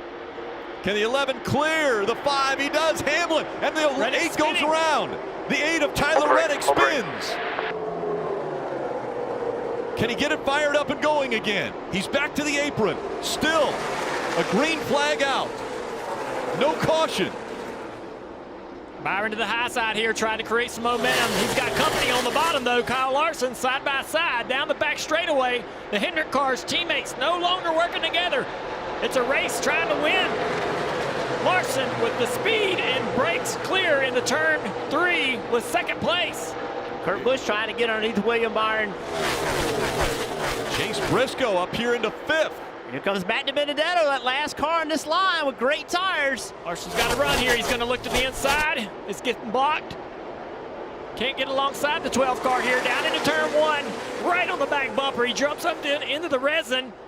The 12 goes up there to block it. 7 cars together, fighting for the win here in Michigan. Larson. Down the backstretch they go. Big run by Larson here. Not big enough. He needed help from his teammate, but the side draft from the 1 slowed down Byron. Larson a wiggle there. Goes up the racetrack. Briscoe way up the racetrack, trying to keep that momentum up. See Blaney trying to break that draft. Now they're all single file. William Byron blocking Kurt Busch. Kurt to the bottom. Kurt Busch trying to take 3rd away. William got tight up the racetrack. Still going to have enough momentum to be beside Kurt off of 2. Kurt had to lift big time. Oh! Whoa! Contact made. Chase Briscoe got into the back of the 1. Fine. Catch your breath. 3 to go this time. Matt DiBenedetto fighting. Pushes the 11. The 11 up the racetrack. He's able to catch it. Matty D making no friends, needing to win this race. And still up front, Ryan Blaney trying to hold off. Larson to the inside of the 12 here. Larson not enough room to clear. Under 3 laps to go. He jumps back up in that resin, trying to create some momentum off the high side for a run down the back straightaway. He needs some help from behind. He needs his teammate to push him. Here comes Byron to give him some help. Well, he's there now, so William Byron, what Larson's wanting is to be able to exit this corner close. William Byron to the bottom.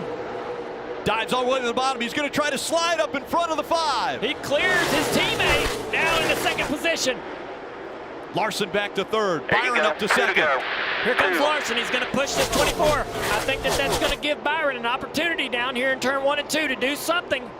Guys, if these guys get put together, they're so close. Matt DiBenedetto behind them in 5th. Momentum for William Byron all the way up to the back bumper. Now he's going to push the 12 away. Good block by Blaney to slow that momentum down. Here comes Larson again with a run, trying to push the 24. Those two trying to work together to catch the 12. Blaney out front. 2 miles to go. 1 lap to go. Presented by Credit One Bank. Larson is right there. He's going to push his teammate. They're going to have a great run on Blaney down here into turn 1 and 2. Blaney with a big lead. Big run off for 2. Big run on 3-4. Still back. They're backing up.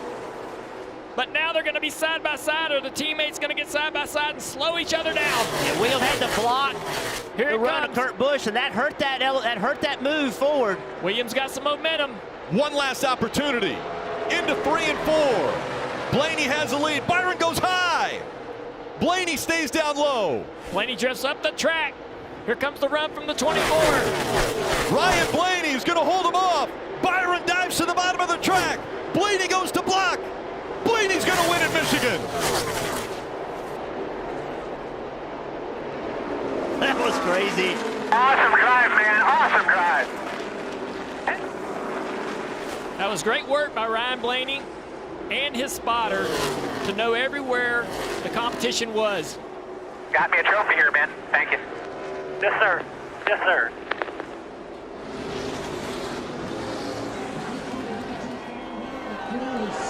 That was so aggressive by all of those drivers. Just laying it all on the line. Todd Gordon announced earlier, Todd Gordon, the crew chief for Ryan Blaney, announced earlier this year, this would be it for him. Going to hang up the headset at the end of 2021, and now a trophy, a win for Ryan Blaney and this 12 team. It's the second win of 2021.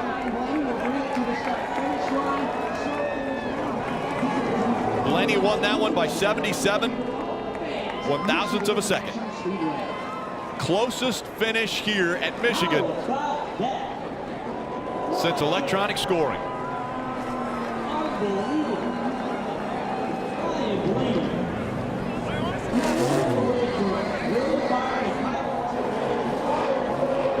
This is his first season with multiple wins. This checkered flag moment brought to you by Advance Auto Parts. Waving to the crowd here at Michigan, a great crowd on hand, and saw a great race. What a finish.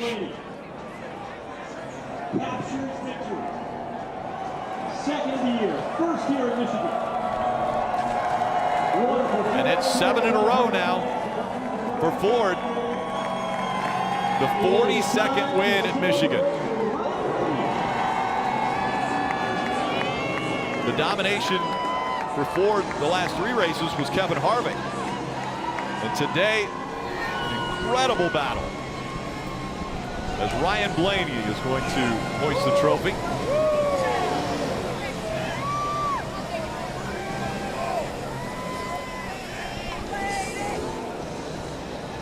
Blaney, Byron, Larson, Kurt Busch, Denny Hamlin.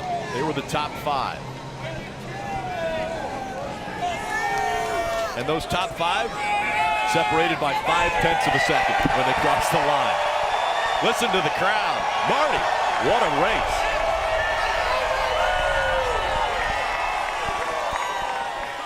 No burnout, Rick, because he said I was so exhausted from those final few laps.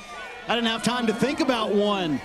What an effort, and what a cool moment coming up. He'll find a Ryan Blaney fan and give him this checkered flag. How about that little guy right there?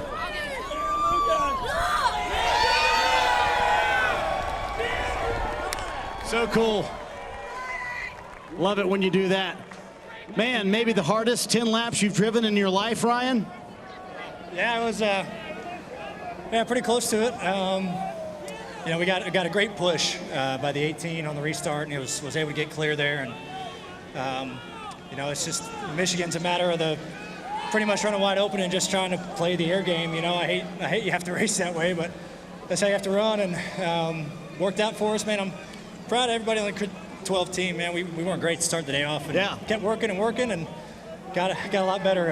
It's so cool to get in victory lane for Ford here. This is such a huge win for Ford and Penske and Menards, Cardell, Body Armor, Dex Imaging, I can't thank them enough for what they do, Advanced Auto Parts. And that was cool, man. I'm fired up. I'm fired up. I would say, after that first run of the day, if I told you were going to come back and win this thing, what would you have told me? I thought you were crazy. And, well, man, we just worked on it a lot. You know, Todd, you know, we had our problems early, and we took a lot of time to try to fix it. And we got better and better and just, you know, picked a good lane on the restart there and was able to get the push we needed. Really, it was the push. I mean, the 18 pushing me, that was the whole thing. So I appreciate Kyle for pushing me through there and we were able to hold him off. So that's cool, man. Thanks, everybody, for coming. I hope you enjoyed it. How about the fans here at Michigan? They're enjoying the moment with Ryan Blaney in victory lane at MIS, a place that has eluded him for so long. He's finally here. And he's headed to Ruoff Mortgage victory lane. Yes, it has eluded him for quite some time, but now that's where he'll end up. Take a look at this last lap. What a last lap. He had the lead there, drivers, and then he had to find a way to block 2 Hendrick cars nose to tail. I'm thinking the 24 and the 5 are backing up to create a run here, but then the 24 goes to the top. Everybody fades to the bottom. Now Byron has to get defensive, but then look, the 5 and the 24 pretty close together. Again, thinking they might be able to create a run. The 5 having run the bottom over in turn 2, just lost all the momentum down the back straightaway. It wasn't allowed, just didn't allow him to push the way he hoped to. Just no forward momentum. And Ryan talking about having to play the air game. It is an air game that you got to play, but you got to play it right. You cannot make one wrong move. He did it just right to bring that thing home first. Pretty impressive job there those last several laps, holding off some very strong competition. There it was, 77 1,000th of a second. The distance between Blaney and Byron at the finish line. And we have to go back even to the lap before that, where Byron is in the best position, leading the field, controlling the restart, but gets off into turn 1 way up the racetrack with Denny Hamlin, giving up the lead in that moment. Blaney taking it on the bottom of the racetrack. He's in Ruoff Mortgage victory lane, and he'll celebrate with the team. What a day. What a finish for Ryan Blaney, winning at Michigan.